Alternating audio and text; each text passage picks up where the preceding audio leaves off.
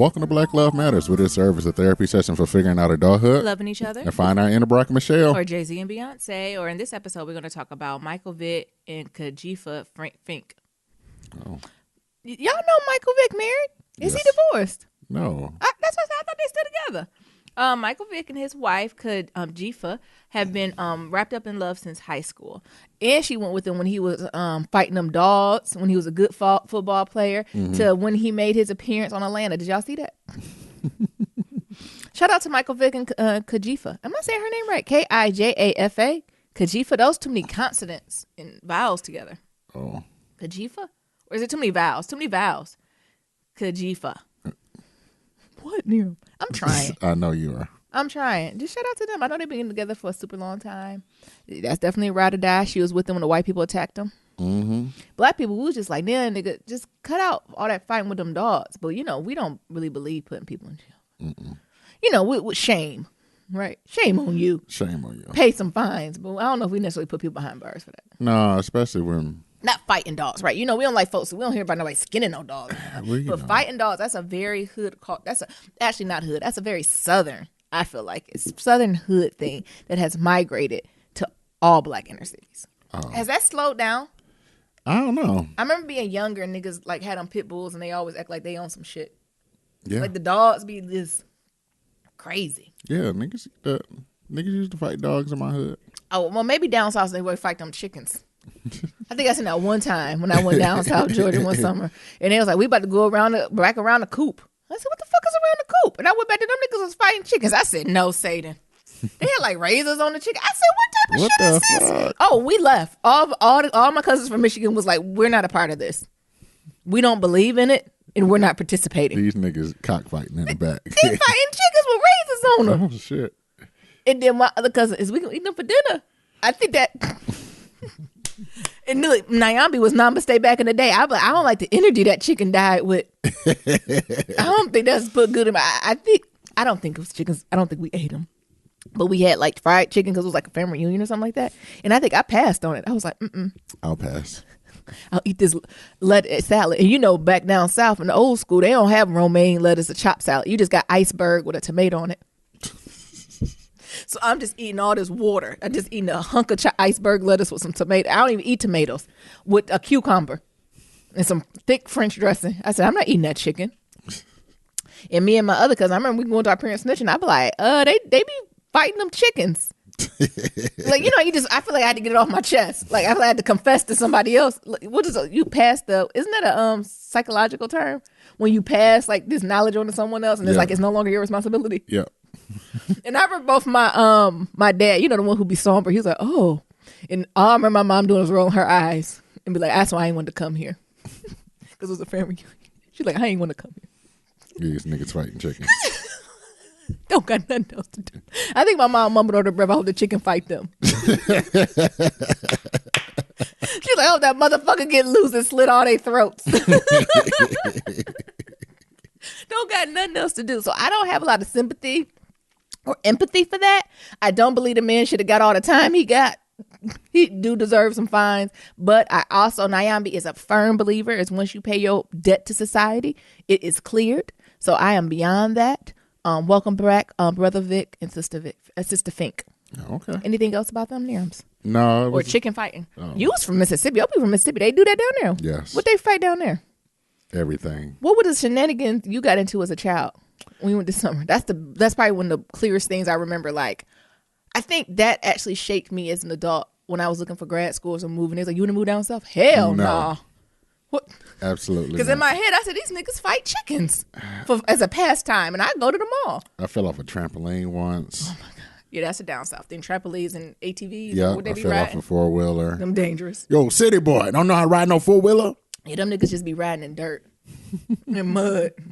We ride bikes up north, but we got pavement. Remember that juke joint I went to? Oh, my God. First of all, where juke joints exist at? The thing was, sounds like something out of a old novel. It was a bowling alley, but nobody was bowling, and everybody was in the bar area. And the bar area of the bowling alley was small as hell. And Niram wanted to bowl. I did. But So different. What was called, the blue room or something like that? Oh my God.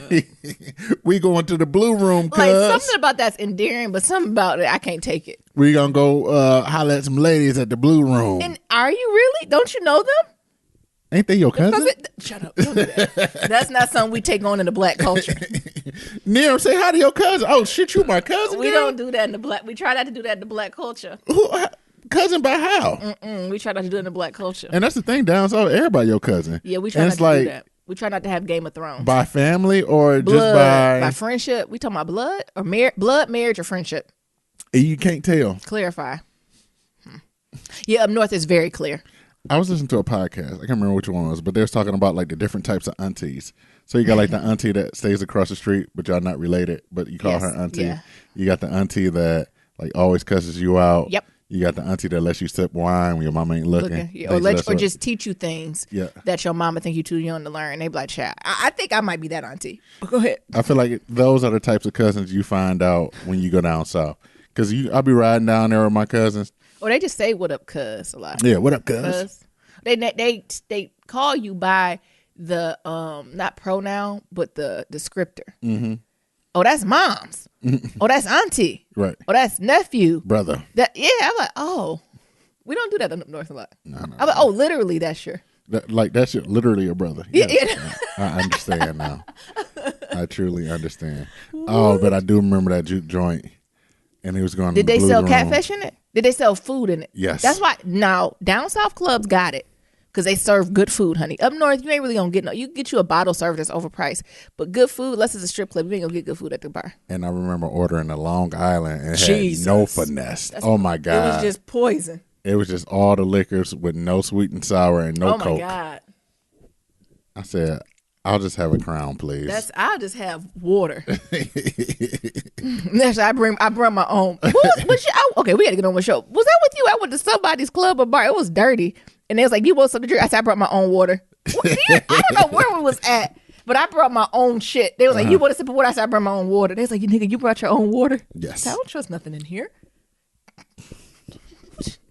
But the poison. I don't want nothing from the tap. I don't want nothing in here.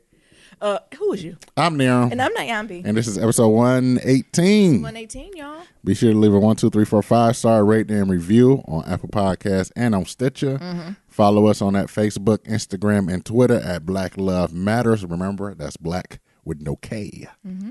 All right, anyways, the juke joint, the blue room. You still going back to the blue room? Yes. Is that what it was called, Nero? I think it was called something like that. I think we were dating, and like you kept calling me, whispering about it. And that was like back in the day where you could take pictures with your phone, but it was all pixelated. Yeah, it wasn't clear. So Nero kept sending me these pictures. It looked like he was in someone's basement with just a little light on. You talking about this the juke joint. I was like, nigga, it looks like you in the bathroom.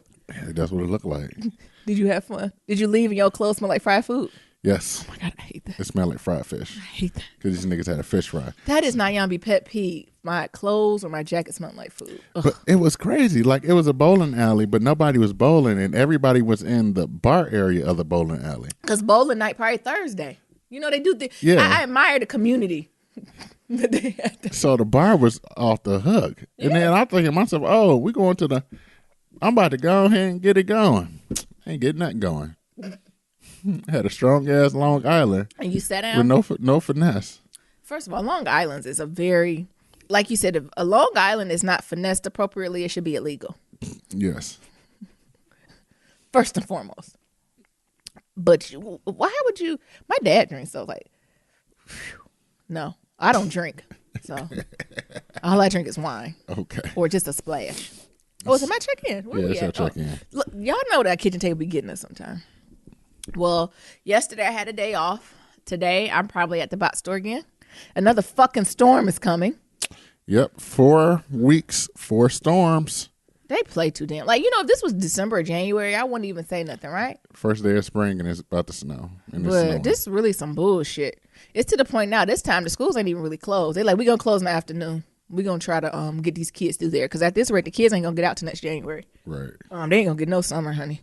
Because out here, they believe in them kids getting on, 180 days, 200 days, whatever it is. They get to the hour. I think that bad year was snowstorm. The children is in school. I want to say almost a damn near 4th of July. Yeah. Because I I think somebody, because at my old job, they was like, I got to pick my kid. I said, the kid's in school June 28th? What day is it?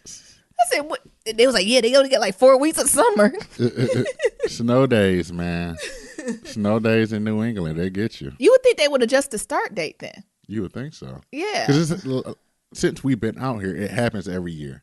You think, oh, we having a mild winter, and then here comes February and March. Yeah. No ho, slap you right in the chest. Yeah, you think they adjust to, like, space it out differently? Yeah, or like space out like spring breakers. I don't know. What, got to do something. Yeah, it don't seem like it is matching up. But anyway, the Bot Store Chronicles, y'all. I got a story for y'all. 2 things. So my store went under a little baby remodel. So that's why I was complaining about never having carts, because the carts were used to like hold the items as they were remodeling. So we lost more than half our carts. So only, during the week it wasn't horrible, but on the weekend it was bad, right? Because we a high volume store. We need all them carts. Mm-hmm. So we finally, got it done. It's celebrated, everything done. And what happened was the weekend prior to the weekend I worked, we actually surpassed our sales, right? So the goal was to make $175,000 that day. We made $250. We made $250 with half a staff and half the carts.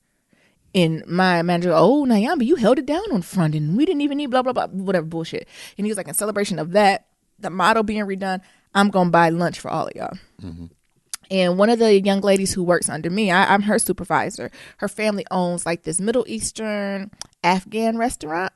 Food is amazing, right? All the folks from Detroit already know Middle Eastern food is the shit, right? Like some good ass seasoned chicken, like it's good, right? Mm-hmm. Really heavy heat season. So her family has a restaurant, The Bomb. He got it, catered it for lunch. Mind you, she didn't even get like the super ethnic Middle Eastern food. And I like that. Like, give me whatever mama, put whatever the fuck you want on that grill and put it in front of Nyambi, and Nyambi's going to eat it. First of all, that's how I put respect on food, especially food that mama made. So this ain't no fast food type of joint. Like, this is a family joint. Her mama literally was chopping up the chicken in the cilantro. She did this with her hands. So this is homemade good shit. And mind you, it's just like grilled chicken. Maybe we had some eggplant. We had some seasoned butternut squash, like mixed salads. I forgot what they call it, but it's basically like puff pastries with like meat in it, and then puff pastries with like veggies in it. Like outside looking in, that ain't really no drastic, like, oh no, that's real ethnic. Right. Because there's some food you could present that be like, sis, you need to. And on top of that, you know what sis did? What? She put descriptions. Oh, she a bad bitch. Oh, everything. So she must know how the whites are. Chopped chicken. But I was like, bitch, it's grilled chicken. Made with cilantro, olive oil. Yeah, she literally gave that. And all the sauces, because it's like the tabbouleh sauce, not tabbouleh, like the yogurt dip, lebna. They had actually this coriander chutney. When I tell you it was the shit, even labeled wasn't that. Because I was like, tell your mama I need the recipe. Because I'm just going to put that on bread and eat it. Anywho. I done time my lunch, so soon as mama put the last pan down, I'm saying this Nyambi going on her 30-minute break because I want the food fresh and hot. Is that petty? No. Then she said, it's ready, Nyambi, go ahead. I said, I'm going on break. Because the colonizers don't like to wash their hands. They surely don't. And that's the Bot Store. And the thing is, actually, it's not the night shift at the Bot Store you got to be worried about. It's the morning shift because we got the people in the back room. I told you about the back room people. Mm-hmm. It looked like the hills have eyes. So I need to hit it before they hit it because it was right on their way out because, they leave about noon, 1 p.m. because they've been there since 4 a.m. Mm-hmm. Anywho, we're going to eat. I'm sitting down. I've got the first plate. So I done got me a little piece of chicken, a little bit of everything, just a sample, right? I ain't greedy. Everybody else start coming in, looking at it. And you know white people are, something smells interesting. What is that? I'm like, bitch, it's seasoning. Good. And so Nyambi got to be Nyambi. We'll get you something that's for everyone. It's to celebrate the remodel. And for the majority of people, they getting they might not know what it is. Mm-hmm. They reading the labels and just getting something. Being appreciative. Shut the fuck up, right? Be appreciative. Let me try a little bit. Yeah. Then here they come. Here goes some folks from the sales floor, some hills have eyes, motherfucker. They're going to sit right next to me. What are you eating? I said, oh, so-and-so brought in food. Our manager, he had it catered because we made it through, blah, blah, blah. And it's made from one of our team members. It's excellent, right? I don't know. I said, you should try it. You know what this motherfucker told me? What she told you? I would try it, but I only eat healthy and I don't eat Chinese food. Bitch. That's Afghani. I said, oh, you don't eat Chinese? I I had to, you just stop and look. Mm-hmm. I was like, oh, I said, so are you going to try this food? And she's like, I don't eat Chinese food. Ma'am, Middle Eastern food is not Chinese food. And everything in my body wanted to go chief head overseer and educate her. Mm-hmm. And I was like, well, I can see how you might get a little confused because, Afghanistan is, I guess, a few countries from India. And India is considered an Asian country, but it's not near China. But anyway, like I was trying to do that. Right. I said, but Middle Eastern food has a whole different taste. Right. Than Chinese food. She's like, I just don't, I just eat healthy. And I wanted to be like, in Chinese food, the Chinese food that we used to, not even Chinese food. That's American shit. Orange chicken is not Chinese. Orange chicken is fried chicken with sugar on it. Okay, niggas? So if you say you like orange chicken and Panda Express, that's not Chinese food. That's American shit. Orange chicken is fried chicken with sugar on it. The second pause that I had to break down. I didn't say this part, but I really wanted to. Y'all know I'm trying to practice discernment. What this bitch means, she only eat healthy food. I done alone seen this bitch inhale 3 of these hot dogs we sell at our place. And them hot dogs gotta have pig feet, ears, ass, and tail all in it. So you telling me you only eat healthy and you're not gonna eat this chicken breast, eggplant, and butternut squash? But you eat them hot dogs with who knows what type of penis and balls and intestines and shit in it. Y'all know what's in hot dogs. It ain't good. Yikes. I'm not making up lies. I know you're not. I watched the documentaries. Oh. That pissed me off. What the fuck is wrong with the colonized? I don't eat Chinese food. Bitch, this Middle Eastern food. Ambi said she's seen What the Hell. I mean, I don't even know that's comparison to. Like, that'd be like a soul food. My family own a soul food restaurant or a Jamaican restaurant. And then they come in and be like, I don't eat Italian food. Bitch, what that got to do with this? What? So you're not even cultured enough. I think that bothers me. That's where me and Nia bond. Niggas who be funny about food. And it's not that you can't have a preference, right? But people who be scared to eat food, who be scared. Like, it's really niggas scared to take a bite. And kids, they get the pass, right? Mm-hmm. But grown people who be picking, grown people who go to nice restaurants, order chicken fingers, I can't help you. Stay home. Is it too much near? What's your thoughts on that one? I was just looking to see. The executive chef at Panda Express created orange chicken. Is it a white person? It doesn't matter. Was Panda in America? Yes. It's American. It don't matter if they white, Asian, or black. That is an American dish. It is not Chinese. Orange chicken is not Chinese food. Y'all niggas can argue me down for that. What's in orange chicken? Am I lying?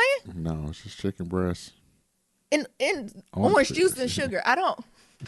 It's good. I eat it. But she acting like that's just the standard, right? Like, what is it called? A Michelin star restaurant. Have a seat. But I guess I've always been open to food. Like, I see when you kind of turn down folks' food, or especially food that's like made from the heart and hand without even trying it. Right. I take that as a level of disrespect. It is. But maybe I take that too personal. Do you take that as personal? No, but I can see how some people can. How? Because you're like, motherfucker, I made this with my hands. You ain't gonna eat my shit. No, I take it personal. I know. That's what I said. I see how people can take it personal. What about not? Maybe it's just the way people do it. It's a way to be discreet. It is a way to be discreet. But, I'm the type of person. You don't want to eat my shit when niggas starve. Oh, my God. I'm just saying, like, even there, like, I knew the food was good, but I still didn't go clump it on my plate. Get a little piece just get a spoonful of it. Mm-hmm. Well, my mom always used to tell people when she get a lot of food, she'd be like, I'm fasting for my religion. What? That's always a good one.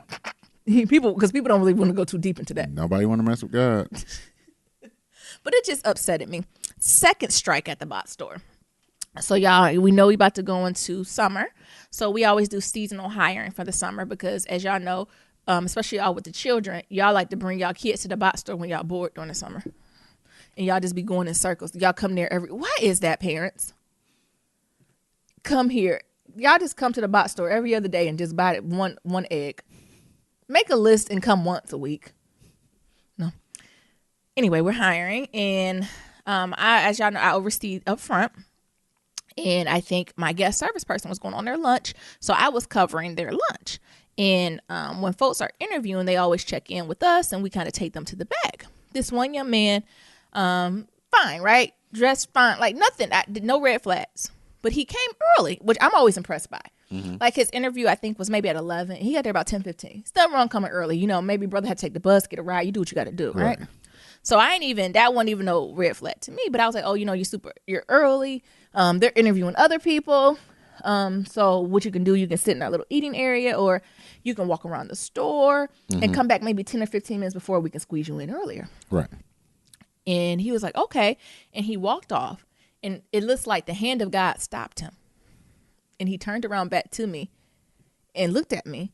And I was like, can I help you with something? I said, do you need something? Or the bathroom? That's what I'm assuming he about to ask, right? He was like, I'm just so excited to be here. You're so friendly. Everything's so organized. Everything's just running. The store is clean. Because, you know, don't let my other employer tell you anything bad about me. Because they let me go because they said I had too many fucking episodes. I ain't have no episodes. They just didn't know what they was doing. But I'm excited to work here. I'll see you in 20 minutes. What the fuck was that? What the fuck is an episode? Shit, the one he just had. I said, God damn it. I said, oh my God. Oh my God. Is he going to be a cashier? No, I ain't interview him. No. I was thinking, and I think in my head, I said, they going to hire that motherfucker. What the hell now? Ooh, he got so many episodes at y'all store. I'll have an episode on the box. An episode. I said, Jesus. I said, and it begins. And then my store manager gonna have a nerve as when I'm leaving as I'm running out to get out of work. He's like, I know you did recruitment and diversity. Could we get some help? You got any tips? I wanted to be like, child, I'm charged for that. Well, my hourly fee is more than this. It's $125 an hour. It's much more than this. I don't know how to petty to be. I might be unpetty and get some niggas in there. Go ahead and ask Nyambi to help you out. Guess what you're gonna get? A bunch of brown people. Asian, black, Latino, culturally ambiguous. That's all getting hired.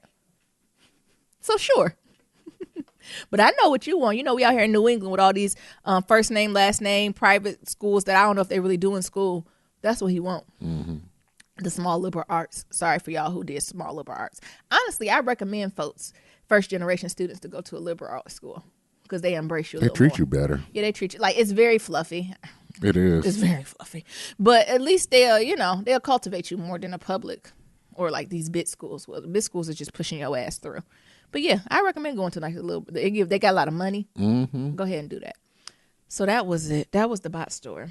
I'm still waiting to hear back from Silicon Valley. They driving me up a fucking wall. You know, Naomi's driving me up a fucking wall. I feel like every time she turns on her I just computer. want a yes or no. Ooh, look at sis necklace. Every time she turn on her Y'all, computer. you know what we're doing? We're looking at the news like we always do. And in mass, they're doing something. We'll probably talk about this on Friday. Doing something with our fucking licenses. And they want 15 forms of identification and bills and all. Like, it's going to get hacked. Like, I'm calling that. It's going to be hacked within the first 18 months. And they're saying, if you don't get this license, it licenses you to drive. Like, if you get the regular one or stick with the regular one, you can drive a car, but you can't get on a plane. And our Secretary of State or whoever this one, the head of DMV, got this choker ass pearls on that look like it's about to kill her. It's so tight around that thick neck. It was tight. Like, y'all know the scene in What's Love Got to Do with it with Anime Mama, with Jennifer Lewis. And she said, someone taking these pearls on my necklace. And they said, it's that salt. That's how she looked. I'm sorry now. But yeah, Silicon Valley is driving me. Just say something. Naomi's driving me up a wall. Just say something. Because every time Naomi turn on her phone and turn on the computer, they haven't got to me yet. I'm thinking of calling a recruiter like, hey sis, let's just do this. If it's a no, send it in the email. If it's yes, call me. That way I just know what to expect.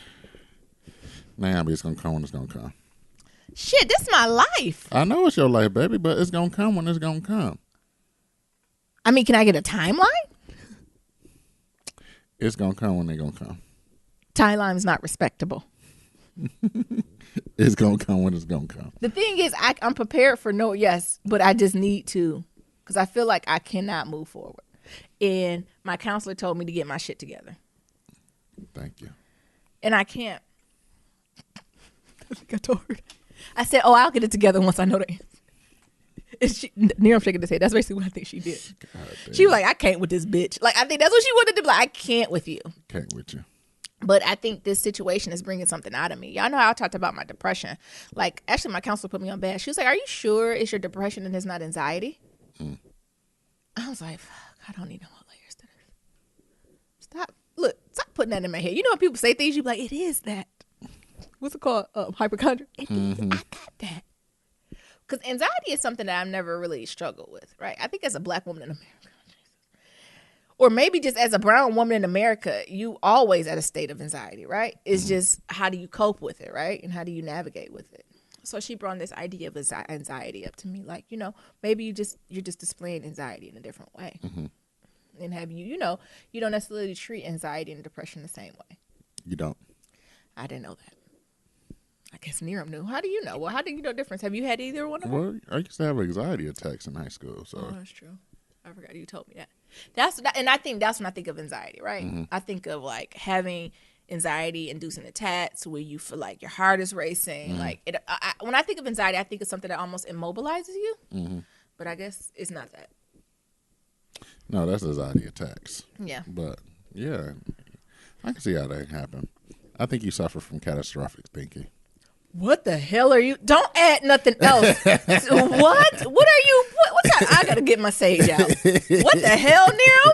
What the hell does that mean? Catastrophic thinking, that you always think the negative about everything, and it's always to the most catastrophic. Due to the situation I went through, I have gotten extremely pessimistic, and to the point where, and I know I got to work on this after the Silicon Valley, that I expect so little out of people. That I think sometimes it's even surprised my friends. They're like, oh, I'm sorry, I didn't do this. I was like, it don't matter.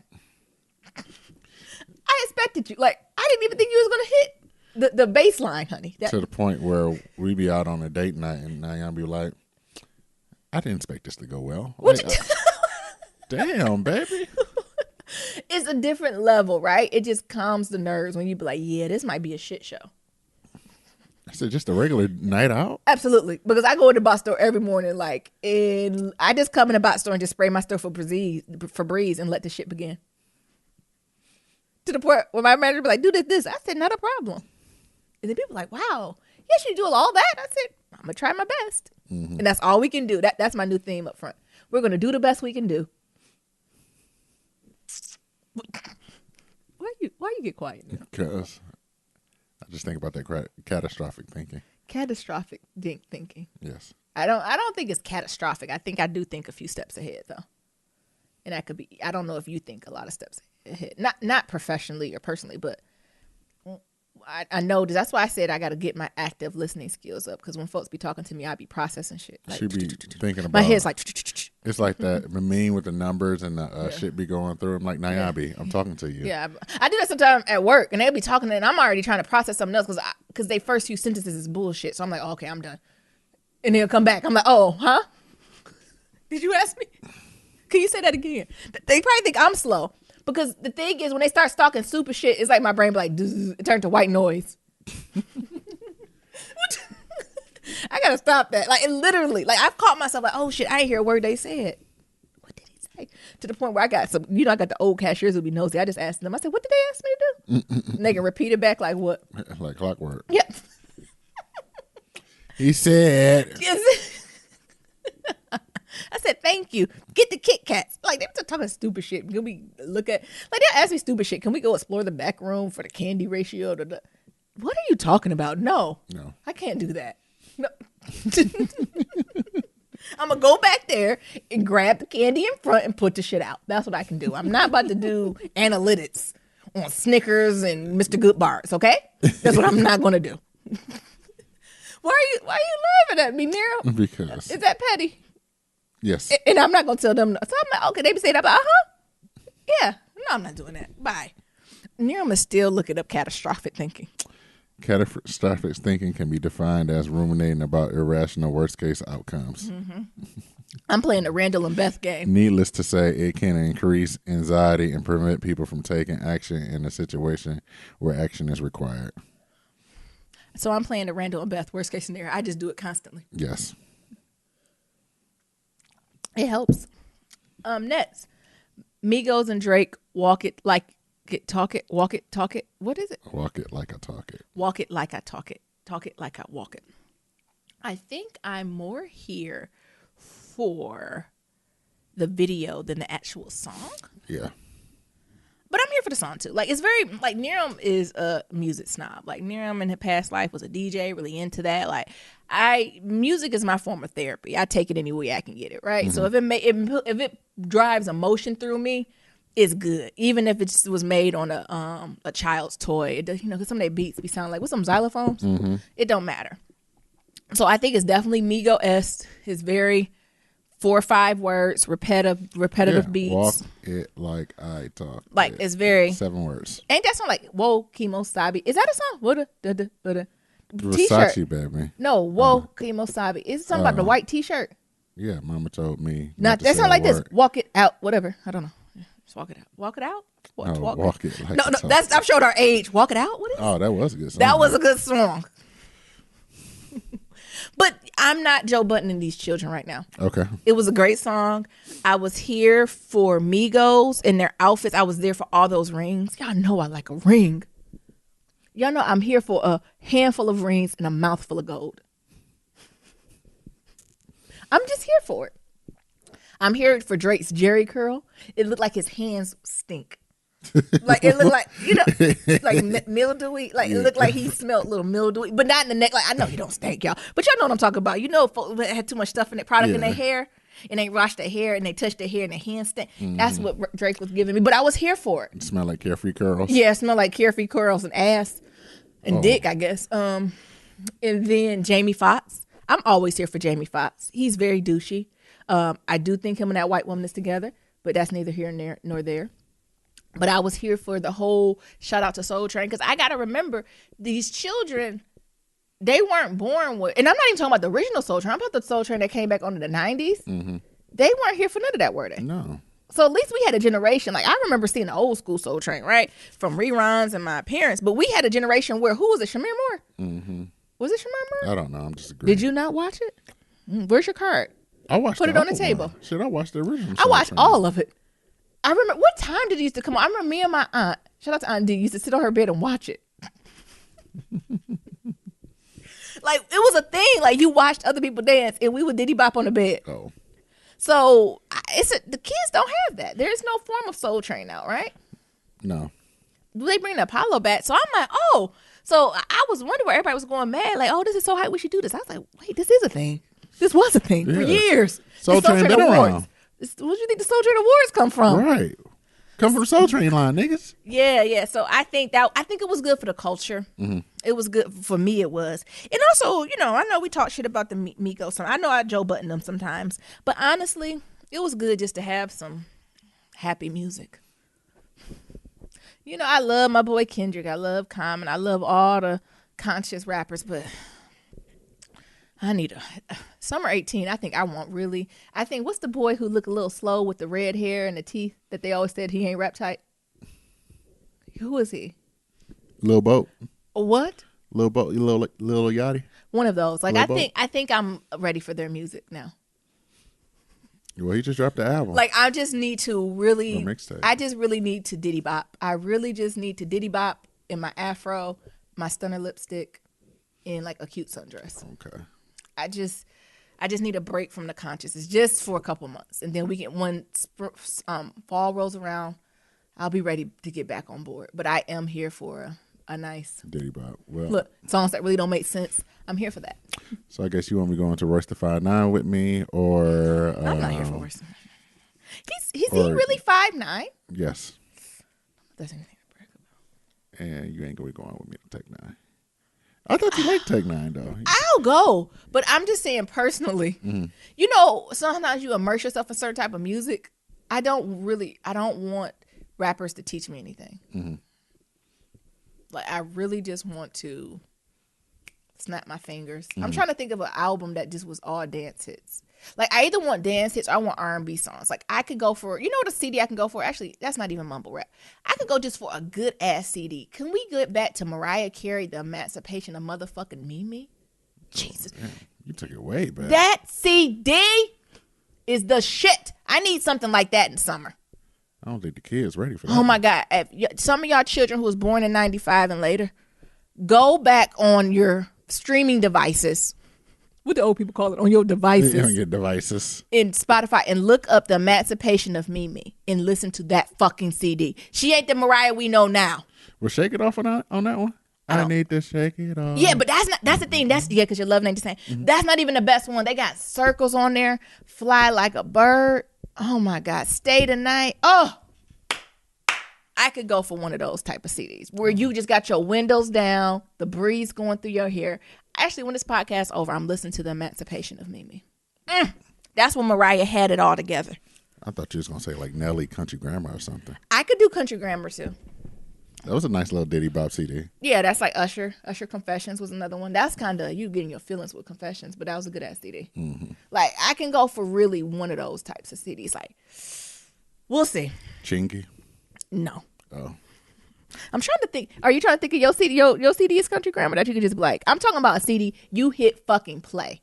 Yeah, Country Grammar is one of them. And it plays, and then you be like, run that shit back. Yes. You be like, repeat. I'll say Emancipation of Mimi's mine. Y'all go check that out. Country Grammar is mine. And y'all let us know what you think. You let us know what your favorite Emancipation of Mimi song is. Next, Cynthia Nixon is running for mayor. Is it governor? I think it's governor of New York. I don't know. Governor or mayor? I don't know which one. Y'all know who it is. Miranda from Sex and the City. I'm here for it. What? That's why there ain't gonna be another Sex and the City because she running? No, it's the other one. It's Samantha. The older one said, bitch, I'm not playing a bitch running in the streets in my 60s. Cynthia and Miranda. I love fucking Sex and the City. And I know a lot of you Bell Hook supporters are gonna tear me the fuck down, but I love Sex and the City. Not more than Girlfriends, but I love Sex and the City. Sex and the City is iconic, right? I applied to grad school at NYU because of Sex and the City. She surely did. Me, I'm told what I did. Or do you remember what I did? Yeah, you applied there because there. No, I'm talking about the whole performance. So I got in, but I decided to go to another place. So Nyambi bought this coat and called it her Sex and the City coat. It was this bright red trench, like trench coat. And y'all remember like them old Dior bags? I had like a little bag. Kind of was like, oh my God, it was so.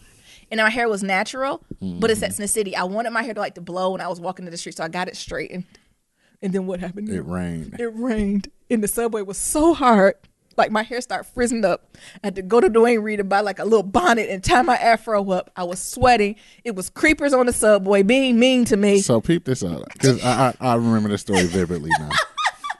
So imagine a Detroit girl who ain't never been. And I ain't give a fuck. Been to NYC, ride the subways and that like and that. I said, I'm doing it. So her host, the person that was hosting her, said, all right, when you get off the airplane, have your cab take a cab to blah, blah, blah. Corner, and that's a subway stop. And it's going to be a subway, and get on the subway and do this. Because the girl was in Hoboken. And Naomi said, what? And, you know, this is before, like, smartphones. So Naomi had, like, this flip phone. Oh, my God. This before you can even have GPS. That's how you know I'm resilient, bitch. Okay? I'm resilient. And Naomi had parents, my dad was like, good luck, call me if you need me. My mom was like, is you sure? Take a lot of quarters for the payphone. My dad, I think he gave me like a wad of money. It did like some coins. He's like, I said, oh, I got money. He said, just take that, just in case. You know how they slide you the money? And they hold your hand. And they shake it a little bit. I guess he was like, just pay someone to get where you need to be. This sock money, baby. Yeah, he said, don't put that in your purse. That's Detroit. My dad did. He was like, don't put that with your money. He said, put that in your stockings, in your bra, and your ass somewhere, just in case they get you. It's sock money right here. Just in case they get you. And I put it in my shoe too, didn't I? Nerums. I think I got lost. She told me to go this way. Oh my God. And I went the other way. Oh my God, I was lost. I think I went uptown to downtown. Like I was on the right train, but I was going the wrong way. Mm-hmm. I made it though. She told me to go 3 stops, and I went 3 stops, and I got off, and I didn't see anything she told me. Oh my God. So and they were so creepy that the person on the subway kept trying to talk to me. And then somebody kept asking me, did I know where I was going? And I kept saying no, because I'm, no. I kept saying yes, because I'm from Detroit, and you never tell nobody you lost, especially on nigga you don't know. You're like, sweetie pie, you know where you go. I said yes. You keep walking around back and forth. I don't care. So he probably thought I was crazy. He might have been trying to help, but he probably like, this bitch is crazy. Cause that's rule number 1, Detroit. No, yeah, I know where I'm going. Never let nobody know you don't know where the fuck you going. Nigga, sing your ass. Who knows? Put me on the track. And put your ass right to the spot. Come on. Ain't gonna get me today. Right. I don't give a fuck if I don't walk this whole bitch. This whole island. And then I got off and then it started raining. And I ain't had no umbrella. So mind you, I'm willing a suitcase on top of this. Mm-hmm. And I finally get back. I finally make it to Hoboken and find her. And it's good. Like, I enjoyed it. Mm-hmm. But it was something about what I also was a little heavier too. And I get to this girl house and she's like at a 4 or 5 flight walk up. And I'm like, God damn. And I just kept running there. I just didn't stop running. Every time. I feel like every time we go to New York, we always running. Like, we always run into something. Running to the bus, running to the subway, running to go see the show, whatever. We always run in New York. Yeah, we running. And I did not like that energy. It did a walk up. And, like, I don't know. It was just, because I came home and you was like, what do you think? And what did I say now? You said you loved it and you hated it. I loved it and hated it at the same time. I think now I'm older, I will be better at it. Mm-hmm. But I'm for Miranda. If Donald Trump can do it, I cannot talk negative about her, honey. Mm-hmm. At least she gonna work on LGBTQ rights, some women's rights shit, right? You know, if Donald Trump can do it, fuck yeah, she can do it. Yeah. Why not? Gotta be better than what Giuliani. We got now. It can't be no judgment. Mm-mm. I hope sis get it and fucking kill it. And she'll be the first openly gay woman to receive that. So fucking good for her. Go Miranda. Absolutely. And do it and make it stylish, sis. And hone in on that Miranda quality a little bit. I love Sex in the City. Did you used to hate Actually, I think I'm going to do, after I listen to Emancipation to Mimi, I'm going to put on Sex in the City. Whatever you got to do for self-care. Anyway, I'm still in the funk. I'll pass. I washed my hair. I did grocery shopping. And I washed some clothes. I tried to do better. Neil? Don't try, do. Come on. You sure? You got a deep conditioner under that? Yeah, I'm at a deep conditioner now. I'll wash it out when I get out of work. Oh, okay. Oh, you keep it in for like 2 days? Sure. Oh. What's it going to do? It ain't worse than it being dry. Oh, you're right. Come on. Next. Couple things I'm excited about. Black Panther and Cardi B being on SNL. First of all, that's not that man's name. His name forever will always be Black Panther. And he can be Black Panther, James Brown, Jesse. Who's the baseball player? Jesse Jackson. Who's the Robinson, baby. I said, wait a minute, that don't sound right. Jackie Robinson, Thurgood Marshall, and Black Panther. I like him as Thurgood though. Can we get more Thurgood Marshall's movies? Mm-hmm. I need to buy that. He Black Panther. So Black Panther and Cardi B gonna be on SNL. I'm excited about that. What song is Cardi B gonna sing? I don't know. Probably Barty Cardi. Excuse me? What's the name of Cardi? Like Barty. Barty like Cardi or Barty. What is the name of that? Cardi Barty. Barty or Cardi. Oh, that confuses me. I'm good for sis though. So that's gonna be cool. Because these rumors about she's pregnant. I hope she's 25. I hope not. She is pregnant. I've seen some pictures. You're on them photoshopped. What? I swear I just seen some pictures. She leading y'all niggas on just because she wore a flouncy dress because she had too much plantains one night. That don't mean she. I guess pregnant. not. I don't think she's pregnant. She too smart for that, honey.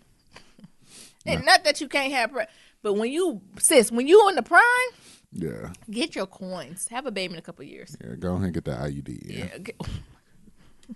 But if you want to lead us on, go ahead. Mm-hmm. It's good. It's good press. But I don't think her and what's his name? Offset. Woo. Could you imagine? Ooh, that baby shower be? It's gonna be lit. Oh my God! Can we get invited? Can we host it? Because it need to be something that's hosted. Right. It can't. They just can't have it. It has to be hosted. But y'all stop saying rumors on that girl. Let her keep winning. What's up with this 29-year-old woman owning the Bahamas Air? Is she hiring? And she's like valued at $90 million. Is she hiring? And can I come? I don't know nothing about her. Well, her name is a name I can't pronounce really well. Sharetsia. We're just gonna call her Rexy Rowe. Rexy Rowe, come on. She's a musician and a lawyer. And on the verge of becoming a pilot. I always thought about being a pilot, but again, when it goes down, I don't know if I can make the ethical decision of staying on the plane. I'm gonna reach out to her via Twitter. And say what? Can you mention Bad bitch contest, you in first place? Look. Hello, Rexy. I admire everything that you do. Okay. She might think you. I'm sure niggas is struggling black man. Whoa, my God. Just stop right there. Rewrite it. Can you mentor me? No, we talked about mentorship. That ain't how it works. So try again. Niggas, don't do that. No, stop emailing and directing these people like mentor me. That ain't how it works. Mentor me, sis. See our mentorship episode. That ain't how it works. But I'm excited for it. That's how about you just start with a compliment? No, I'm going straight for the kill. Right. Mentor kill me. You will. And kill you, and you will get those blocked hands. Oh man, and it'd be messed up when you see in the DMs to be like seen, but they ain't respond. Yep. Ooh, I think that's so much shade. Yeah, no. So you gonna let me know it's been seen, but you ain't gonna respond? Yeah. How do I respond to that? Just hit a heart emoji, let her know I seen her. Did she see me? With your black heart. My favorite emoji is the smiley face with the hands. Yeah. Oh, I guess people can't see me. Oh, they can't, baby. We don't have the live streams yet. We ain't got our Patreon going yet. What's your favorite emoji? I like thumbs up. Oh. Black thumbs up. Black power fist. Black thumbs up. Wakanda cross fans now. Yeah, Wakanda cross. Wakanda forever. What is the other one? Okay, I asked Crying one. eye emoji. I asked one. What else? Running Man. Nets. So did y'all see Charlemagne on Uncensored? I don't want to say Unsung. Uncensored. Don't do that to him. I don't know why we in a community associate Unsung with being shady. Because I love Unsung. I love it too. I can watch Unsung all damn day. And even ones I don't watch, I be like, yes. And then usually if it's a music artist, I go play their whole album. Well, I guess Uncensored is a modern day Unsung, I think. You think? Yeah, because, he's just in this prime right now telling stories. Yes. So he'll be telling the same stories in Unsung. Stop. But it just be a little bit older. Pops, he had his dad there. And I was so I fascinated. didn't know that dad. I didn't know what went down with him and his father. Because I was like, damn, why are they interviewing his dad so much? Then they got to Juice. I was like, oh. How they went to jail They went to jail together, and the dad got money from him. Yeah. And then Charlemagne like, I thought it was like help with my books to get my lawyer. And the dad was like, no, I was hungry. I was like, oh my God. I was fascinated by his dad's mustache. He an old black man from the South. I'm not fascinated by it. He is an old black man from the South. It kind of reminds me of Drake's daddy. Yes. Is that really his daddy? Yeah. That black man with the chops. Yeah, I thought that was just some actor. No, that is his daddy. Oh my God. Now you see where he get it from. Yeah, I see it. Ain't nice and ham. So now that made me look at his mama to be like, oh my God. That's how they gonna look at us. Now you look at people like, oh yeah, so sis, you looked at him like, yeah, he the one. Mm-hmm. That's the nigga there. Yeah. But it was interesting. I'm fast. I'm getting, I have a love-hate relationship with Charlemagne, right? Yeah. Some of his shit, he really be on fuckboy shit now, but I think he's changing, right? And everyone has the right to grow and mature and the right to change their mind. I think some of the earlier Charlemagne shit, I'd be like, watch it, bro. You're problematic fave. Yeah, but his current stuff I've been with, I think what I admire about Charlemagne is he was on like kind of the black revolutionary shit before it was in style, right? You know what I'm saying? So a lot of Nation of Islam stuff, like that 1%er shit, this idea is black gods and some of those books that, I ain't really read or seen in years. Like I got those books from up in my grandparents, like upstairs from when my uncles and stuff used to like. So it's something to that, right? Right. That I don't know. It's like it is nothing more attractive than a black man that has been awakened, and I definitely think he's awakened. He be on some fuck shit, but I think that's what always kind of that draw is still there. Right. Like I don't be like, oh fuck this nigga. Like some of his shit, I'm like, oh my God. But some of the stuff, I'm like, yeah, he talking. We are gods. He right. Yeah, but I was also just thinking about like the law of attraction shit that he's up on. Like he's very much into that. Yeah. And how, his ass got fired from different radio stations. He gave me and being like, that triggered I'm still going to be successful. Yeah, that really triggered me when he was like, I got fired not once, not twice before all this shit. And y'all remember this shit, like the Beanie Siegel interviews. Yeah. And now that I think hindsight, like, why would they fire him for that? Like, that's what you're supposed to be doing, and right? The nigga went viral for that shit. Yeah. So like that stuff, like working with Wendy Williams and, going through that shit. Or even stepping out on faith to leave a good thing. Yeah. To try something else to move to the next step, right? So, like, that stuff was very, it put stuff in the high. Yeah, and also knowing that you need a lucky break. You always need a lucky break. You need luck. You need advocates, right? Yeah. Somebody was in that room and was like, you the one.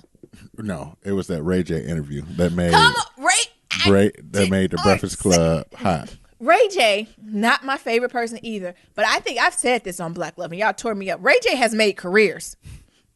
And y'all I got put an respect. indoor pool. Y'all put respect on Ray J names. Pool. Kim K, Charlemagne, all them girls on the left. Ray J has made careers with his mouth. Yeah. And people need to put more respect on it. He got that little scooty bike shit. I don't even like saying it. I'm too old to say scooty. Like the bike company. He doing some shit. Raytronics, whatever it is. He's doing, again, not my favorite, but he's doing some moves. He's making some moves. And I remember that interview on, I think that's when I first heard of the Breakfast Club. When Ray J did that. And I was like, got it. Because them niggas wasn't really I didn't. He even said they was about to get canceled. He said they program manager kept walking by and just don't even acknowledge them. Right, talking about they was about to turn that into a country station. But I didn't know about them until after Ray J. I didn't know. Well, that's when it was more localized stuff. So I didn't know about nothing about no Detroit, no New York. Right, you know about Charlemagne, about New York, but I knew about that Ray J interview. I know about the Ray J interview. I barely knew about him when Wendy Williams started having her show. Like I knew about Wendy Williams. Yeah. Because she was syndicated in Detroit for a minute, but I barely knew of him there. I remember him vaguely when she had her show on VH1, and I'm like, who that little black chocolate man, that black chubby chocolate man in the corner? He done got that weight off him too. He got that weight off of him. He done got a new face. He done shed his skin. Shit, I'm trying to do it too. Shit, like a snake. I'm trying to do it too. Transmutation. Yeah.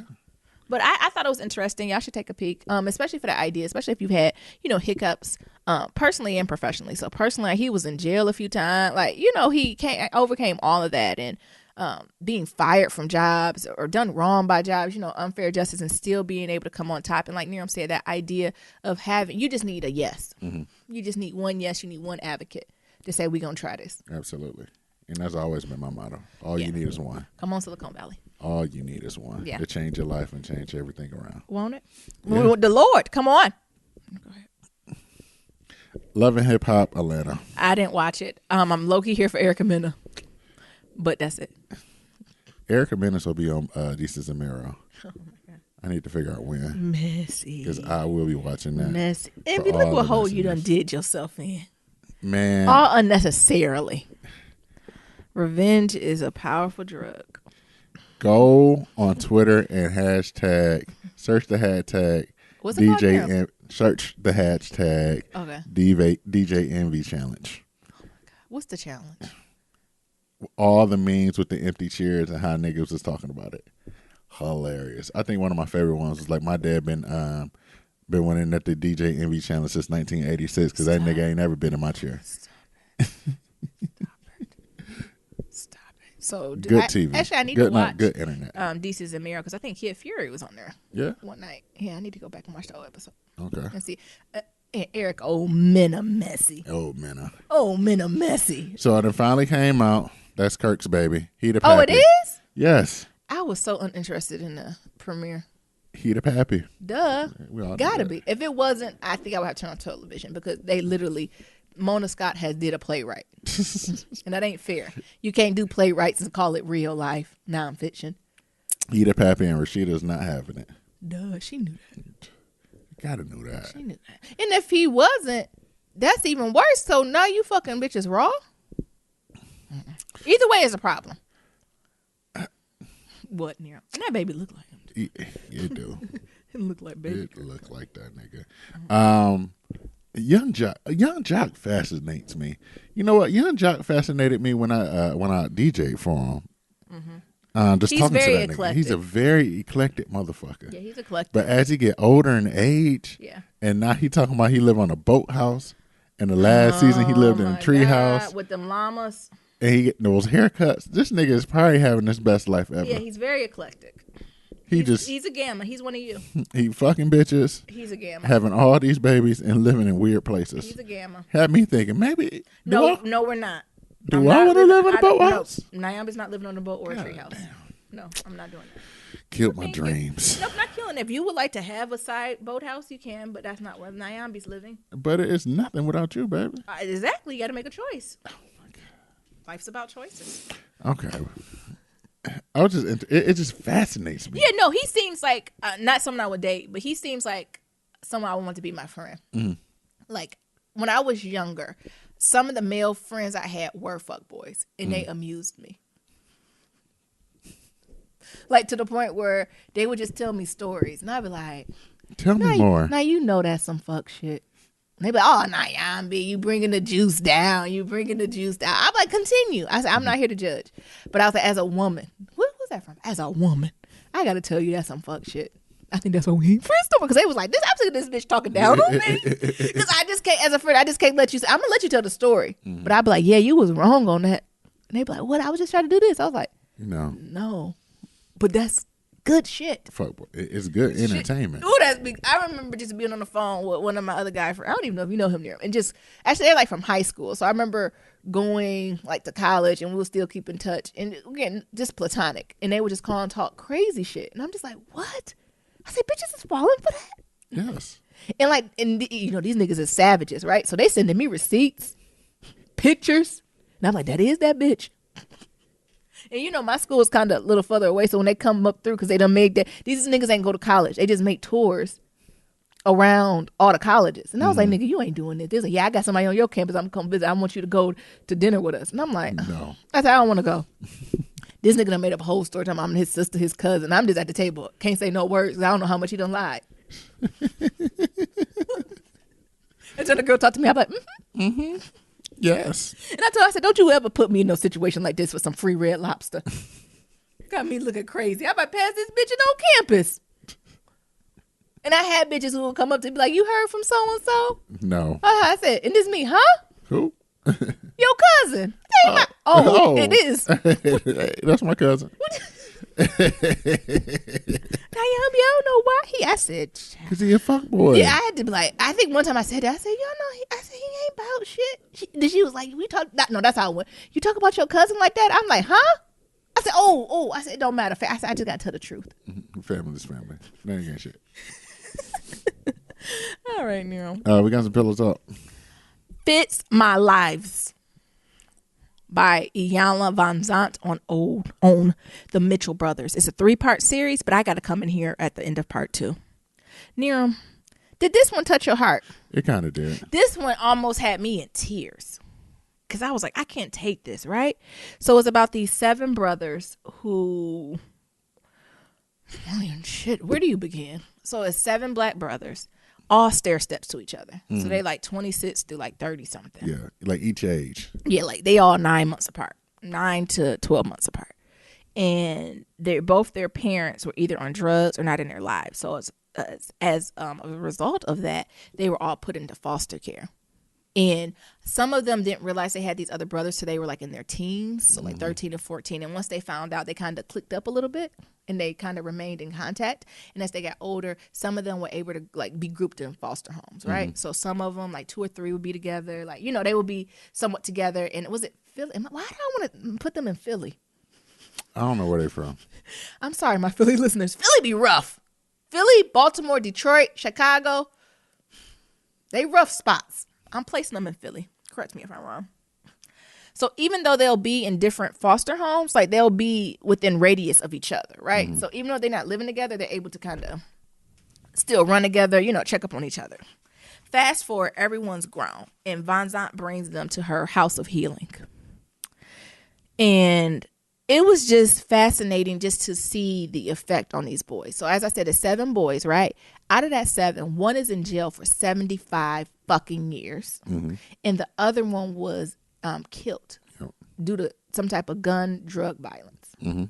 Right? So they down to 5 of them.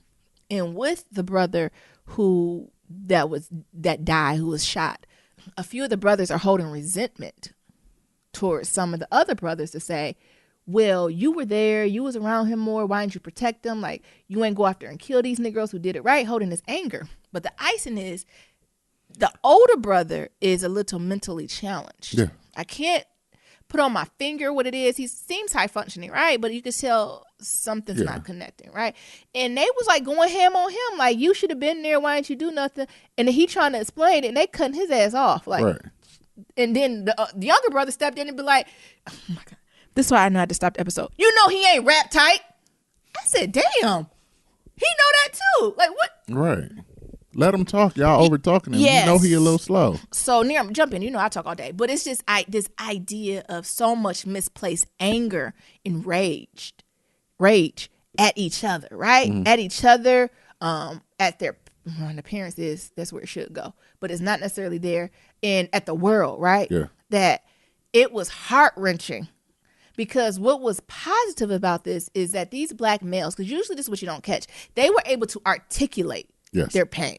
Absolutely. Right? And you don't see that a lot. A lot of times, black males, and I put us sisters in it, us women in it too. Sometimes we know we in pain, we know it hurts, but we cannot articulate that pain.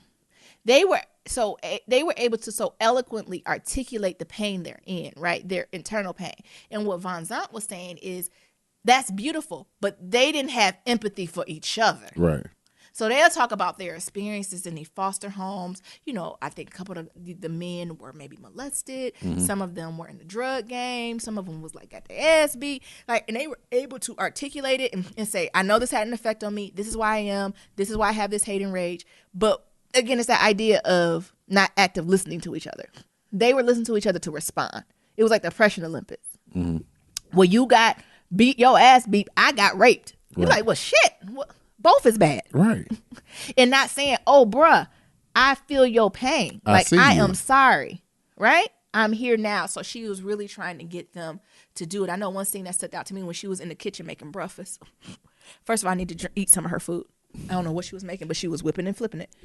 And then also, you can tell she was in her zone. Looked like she was listening to Anita Baker. And then she started hearing some hollering. She said, what the fuck? What the hell is going on? Like, you could so tell this wasn't something that was supposed to be filmed, right? This looked like the camera was like laid on the table almost. And the cameraman did this, look. Oh, shit. You can hear the microphones, look. What's going on up there? And they were like, it started off as a conversation. Right. Of them, everyone articulating their pain, right, and what they went through. Because the other thing that happened, because some of the brothers were separated, they never told their stories to the other brothers. So the times when they were in separate foster homes, they never like, hey, bruh, this is what happened to me. When y'all ran away, y'all left me, and I'm mad when you got old enough to move out, this is what happened to me. You left me there, and I got raped. Yes, and that's this idea of like, why did you leave me? I feel like you didn't love me.